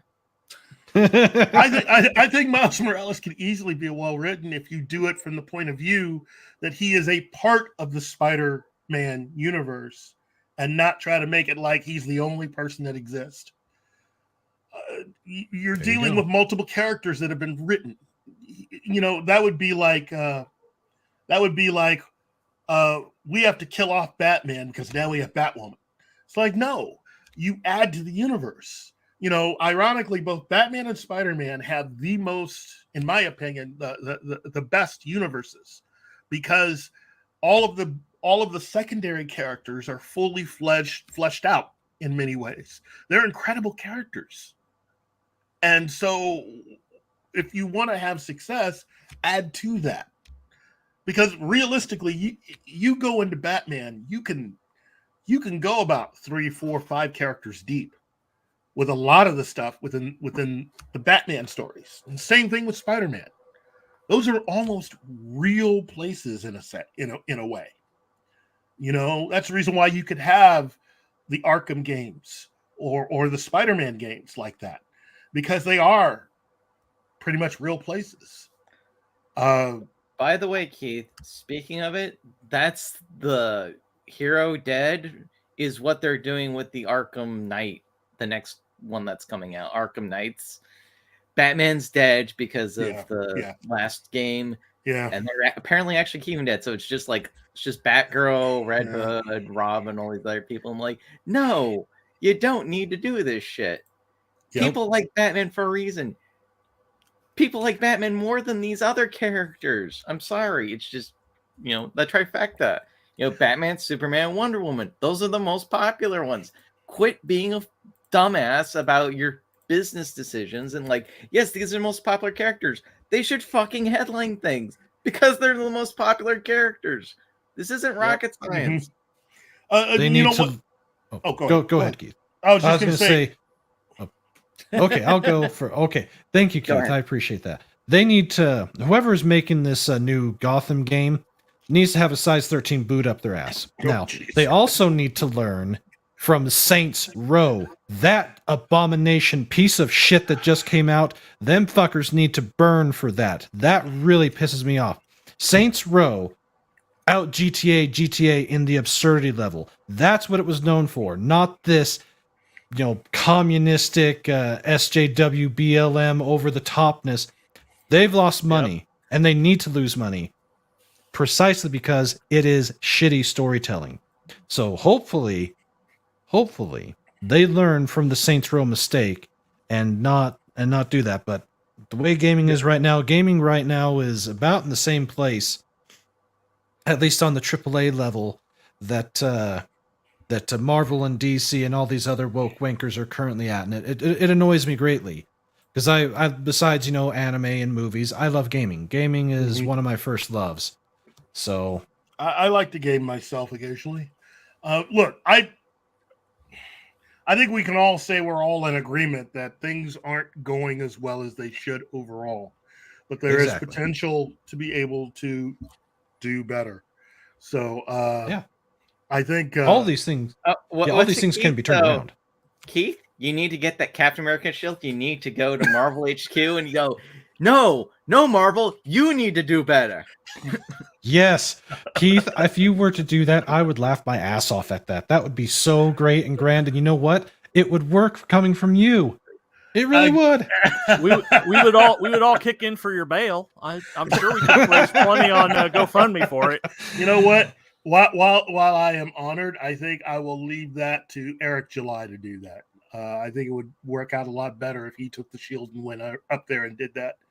I'm just a guy that has a lot of random ideas, and I say all of that stuff because I am a fan of both companies. Yeah, and I think it's tragic what has happened in the last 10 years that a lot of the young people that could have, in my opinion, should have become some of the new fans to really enjoy all of this stuff were really chased away by a bunch of people that really had no real attachment or real investment in who all these characters are.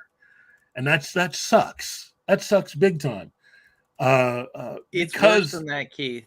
It's worse because they took active joy in pissing off the previous fan base, in destroying and going see what we did to your favorite character? Well, we're doing to every other one. Yeah. We made Bobby gay. Oh, you're pissed off? Great. Why aren't our books selling? It's like they became the SJW Oprah. You get a woke storyline. You get a woke storyline. Everybody gets a woke storyline. Yeah, well, now they've run into the Zaslav wall. So I'm hoping happy.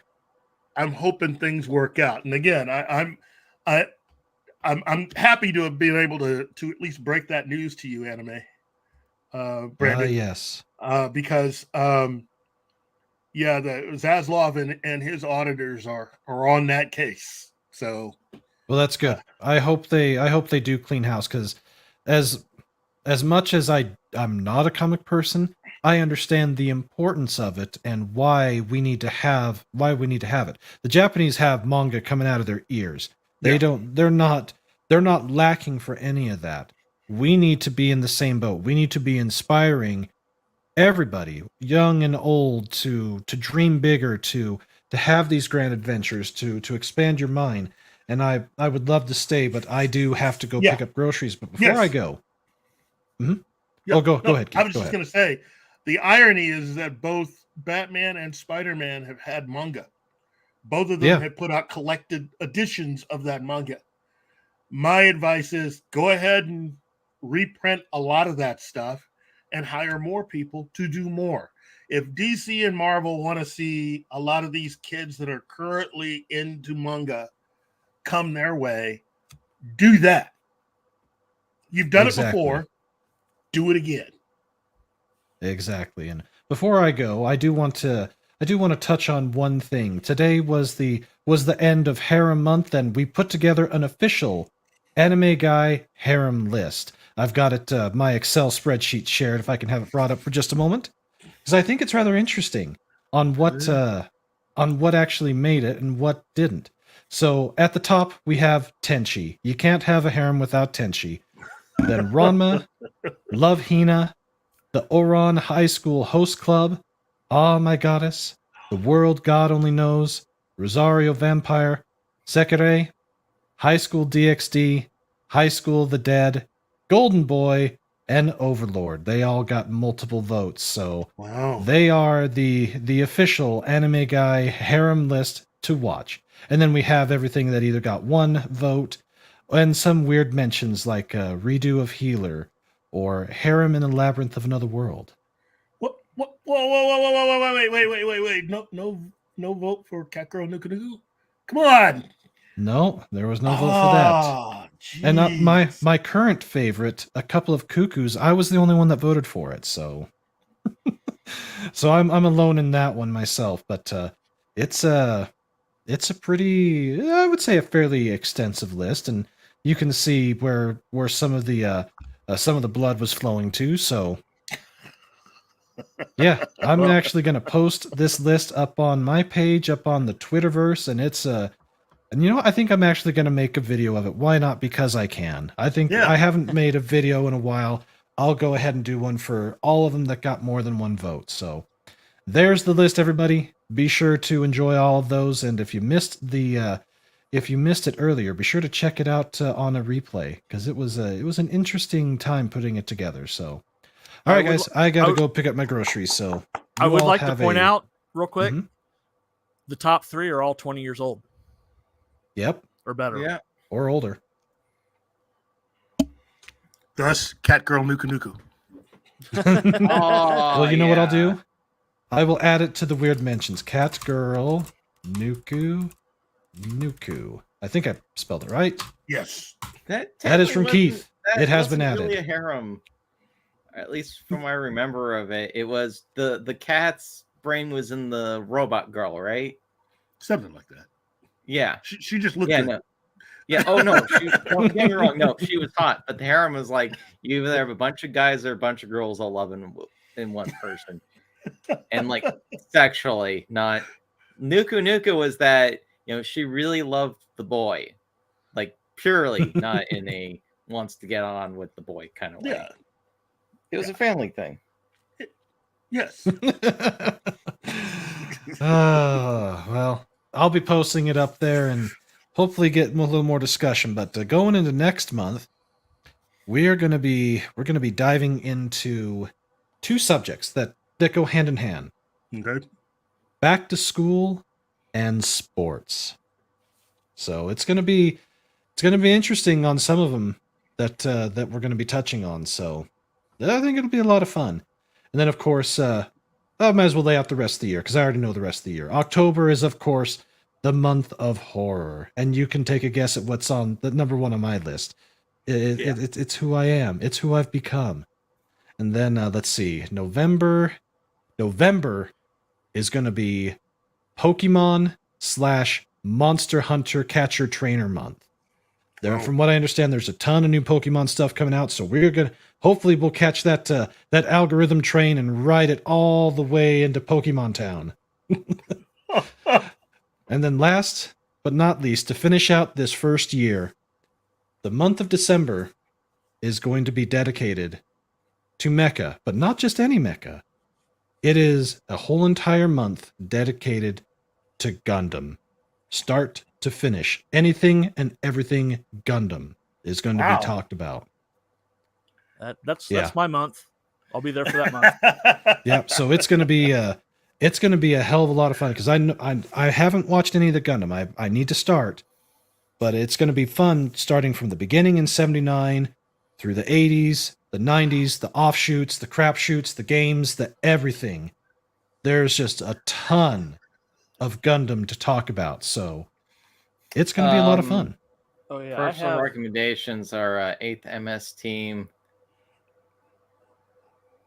And, well, I still have a soft spot for Wing. I know that's not as well loved because... I love Gundam Wing. Here's a possible idea for one of the segments of your show during Gundam Month. Mm-hmm. You could have everybody pick 5 actors and give you their list of 5 of what 5 Hollywood actors or actresses you'd like to see in a live-action Gundam. Ooh, I know, that right? is a good one. Right? And if I remember correctly, I do think I know that producer extraordinaire, Mr. Pat S. He was supposed to. I know that we've got you and Gary lined up for one of these months. I can't remember which one, but I try to do live shows at least 2 other times during the week now besides Saturday. So more than happy to have anyone who loves Gundam to come on and talk with me during the week because I plan on being uber busy during that cold time. I'm not saying that I like a lot of Gundam. I just have 16 series.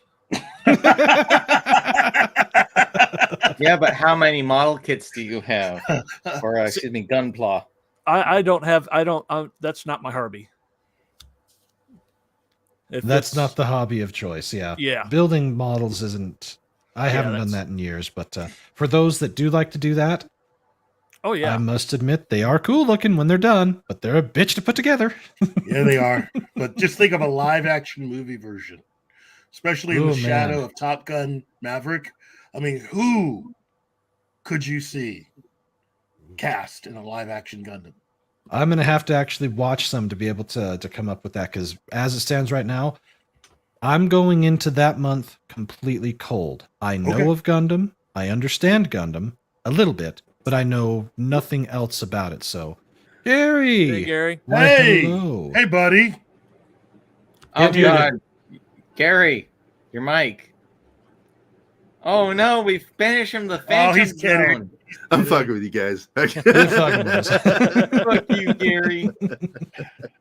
God damn you, Gary. So- hey, guys. Hey. I didn't think I'd make it back in time, but here I am. Yeah. There you are.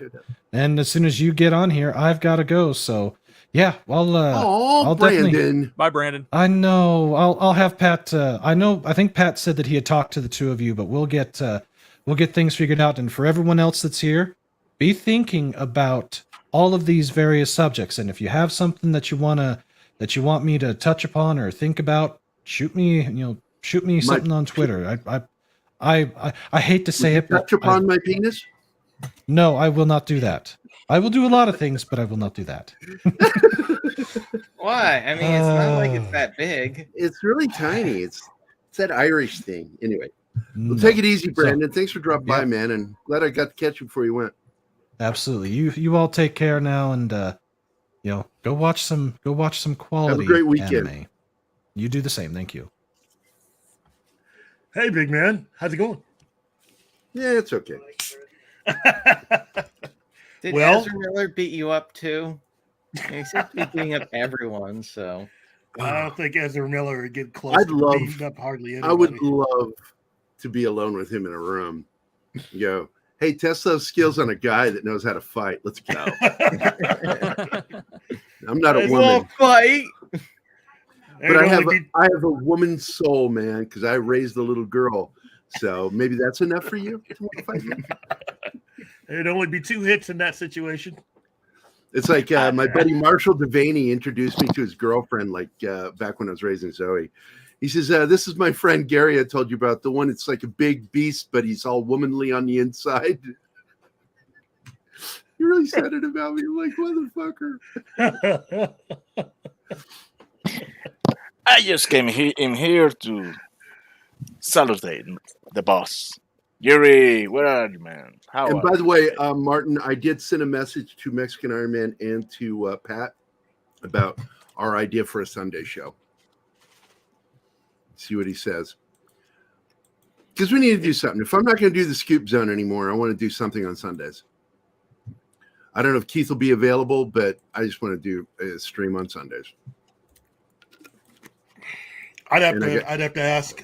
I'd have to really ask about that. I know. But we've had a pretty good show. I think everybody's been very engaged, and I think everybody's been able to voice their opinion on everything that we've talked about. And at least with Brandon, we were able to break the news that they have an audit going on for DC Comics. So that kind of made him kind of happy. So, well, look, man, every single company, Paramount, needs to do an audit, because they've been dishing out money and there's no fucking way in hell they've come close to even hitting a benchmark with anything from Alex Kurtzman, because merch sales are down. The shows have almost no viewership. Oh, who just left? Martin. Yeah. Yes, that's the other one we're talking about, Marshall. Tom and I, we were supposed to talk on Tuesday. We didn't get a chance to. It was a crazy week for me. Crazy. And he's busy to begin with. Yeah, he is. So we got to find a time to do this, what we want to do, because it's just going to be a fun thing that he and I do. And we'll probably end up recording it, not doing it live. But if it is live, it'll have a lot of back-end stuff. And Pat S. has already wanted to step up and produce it and physically produce it. Come in and be the producer on the show and manage everything. Because if we do scripts, because he and I like doing that reading thing. It was a lot of fun we did with Jesse. I like doing that shit, man. Playing multiple characters, doing voices. Tom loves doing that shit too. And Tom was really shocked. He goes, you're really good at reading scripts. I said, I was an actor, stage actor, card carrying. I know how to act. And doing script readings is fun. And when I'm doing it with him and the guys, it was a blast. But that just sort of died off. I don't know what happened to it. You remember Jesse. I can't think of his last name, but he had that script readings on Sundays. And, I want to do something like that again. And I think it would be kind of fun if it's Tom, me, and if there's female parts, bring a female in. Do voices. That sounds fun. That's one thing we thought about. The only thing is his concern is sound effects, because he wants the sound effects in there and stuff like that. He wants it to be like a radio show. And I'm I totally agree with that. That's definitely something that I think would really be beneficial to actually record that and add the sound effects in rather than trying to do it live. So, that'd be great. Yeah, and this isn't something that I'm saying that I don't want anybody else in. This is something specifically that Tom and I want to do together. And I don't know if it's going to be that. It's just something we're going to do, and it's going to be called Tom and Jerry. Hey, and look, J will have a line through it, and it'll be a G above it. So I'm just waiting for the T-shirt. Or the other way around. Sorry. The G will have a line through it and a J above it. So it'll be Tom and Backdoor Gary.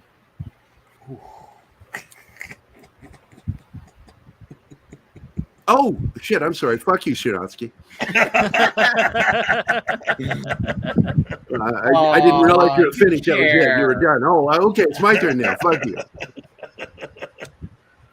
Anyway, it's not that complicated, Anima. It's really not. But you got to have your shit together. And Tom and I are very professional when we do stuff. And we're very... that's why I get irritated when the internet's not working right and I'm not putting out the quality show that I want to put out. I get so frustrated by that. But missed you at Puppet Show, Cal.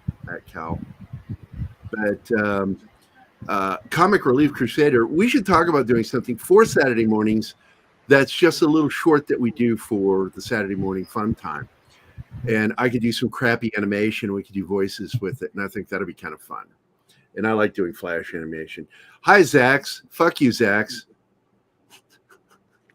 Gary's here. Everyone act natural.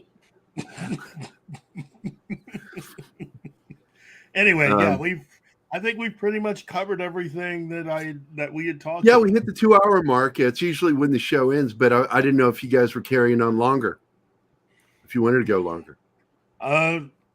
Well, I eventually have to take care of my initial thing for Saturday. I'm sorry I missed you. What? What? I think I'm sorry I missed gotta you. bring the mistress to the house. She's gonna hear that. You I realize, know, right? she's gonna kill me, not you. But I'm sorry I missed you when you were here in town, big man. We didn't have time to stop. I was going to call you. I got a hold of Zoe, but she wasn't in town, so it wasn't even going to be a stop. It was going to be a drive-by and go, look out, wave, because we had to finish stuff and then get back to the house because she had stuff to do here. But we got what ended up happening is we bought a new modem, but it was the wrong modem. And apparently, like the local Walmart here in Ozark does not have DSL modems. And he swung by the one in Springfield thinking it would, and they gave him the wrong modem. They gave him another cable modem. He needed DSL. So she went online and ordered one through Amazon. It's going to be here today. Hopefully we'll get that resolved. But either way it goes, I've been trying to use my data. But you notice I was having some glitchy stuff last night, even with my data. And I'm like, what the fuck is with that? So I'm thinking maybe I should do the show through my phone, like from my phone. Mm-hmm. I'm going to give it a try, do a test, see if that works. But I got to get unlimited. That's the next thing. When I get a next paycheck, I'm going to pay for unlimited data. Okay. Unlimited data means that you actually don't have unlimited data. For those of you that don't know that, they tell you it's unlimited, but it is actually limited. And then once you reach that limit, then you start losing bandwidth. And I'm like, then stop calling it unlimited, because it is absolutely a lie. It's fabrication. It's untrue. We'll see, because it's technically right, which, as we all know, from Futurama, is the best kind of right.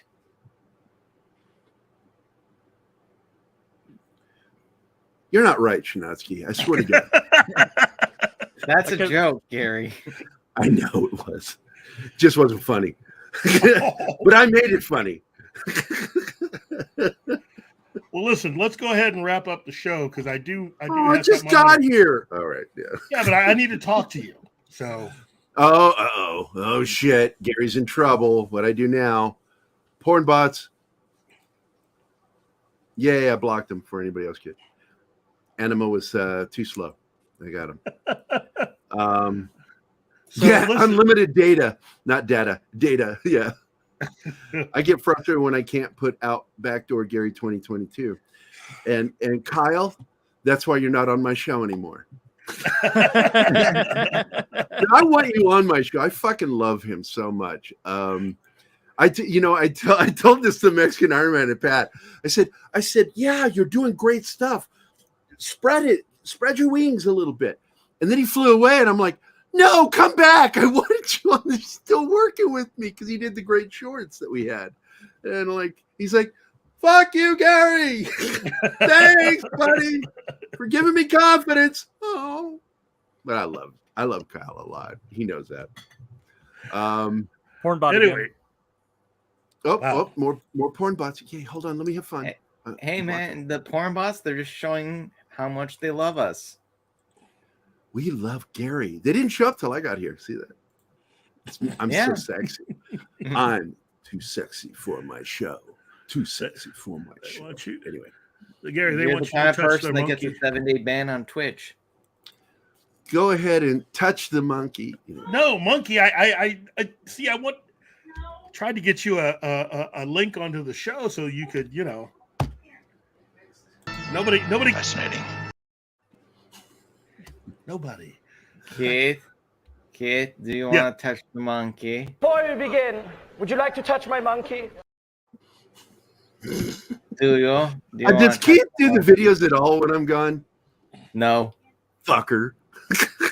Because Keith has restraint and class.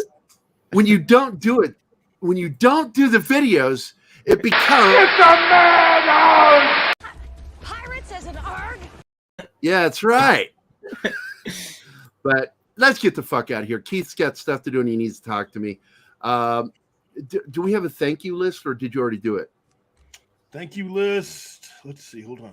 More bots. Where are these bots coming from? Thank you, porn bots. Monkey, for making just our lives annoying. There you go. There's the list. I know that Martin and Keith could send you the fucking invite, but I'll do it if I have to. Copy to clipboard. Then you can jump in after the show. Where are you on here? I got to find you. Are you following my personal account? Monkey Jeebus. Well, I'll go ahead and read the thank you list. Yeah, go ahead and start that. I'm going to send him an invite.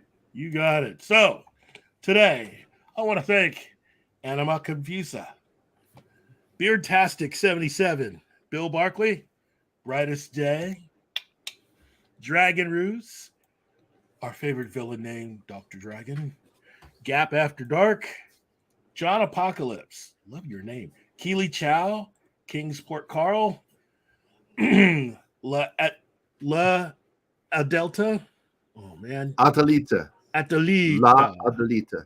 Thank you. You're welcome. Paulie with Latino Slant, Lindsay the Cynical Geek, Marcos A, Mashad, Monkey Jeebus. No, Bill, I will not watch it.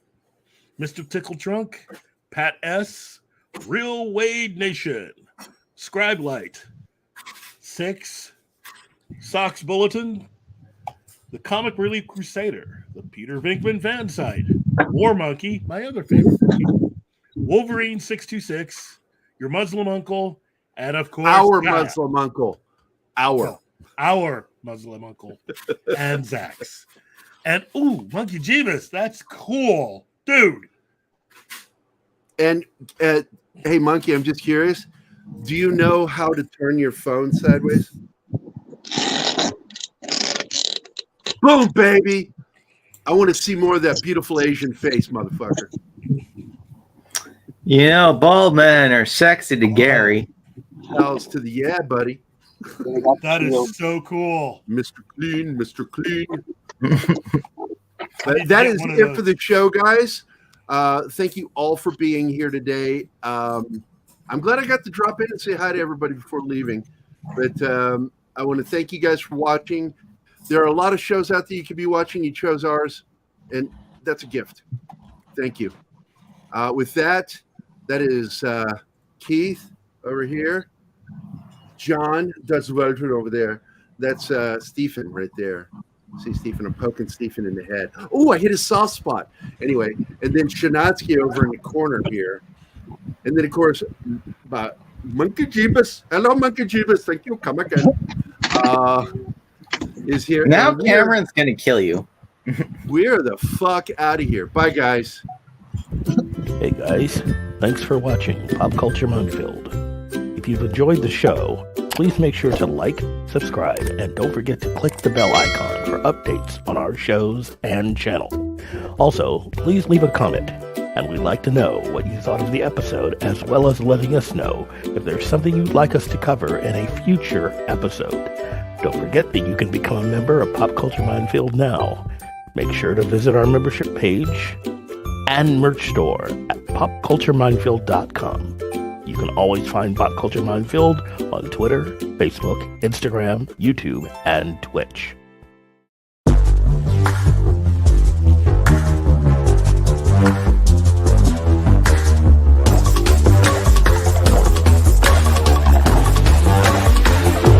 Hey, thanks, Gap After Dark. If you were left off the list, you are now on it, motherfucker. Thank you. Also, Peter Venkman Fansite. I'll chat with you later. Have a good weekend, everybody.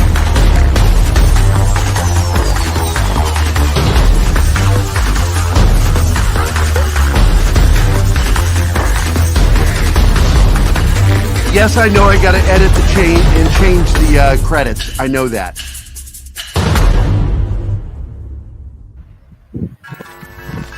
I'm live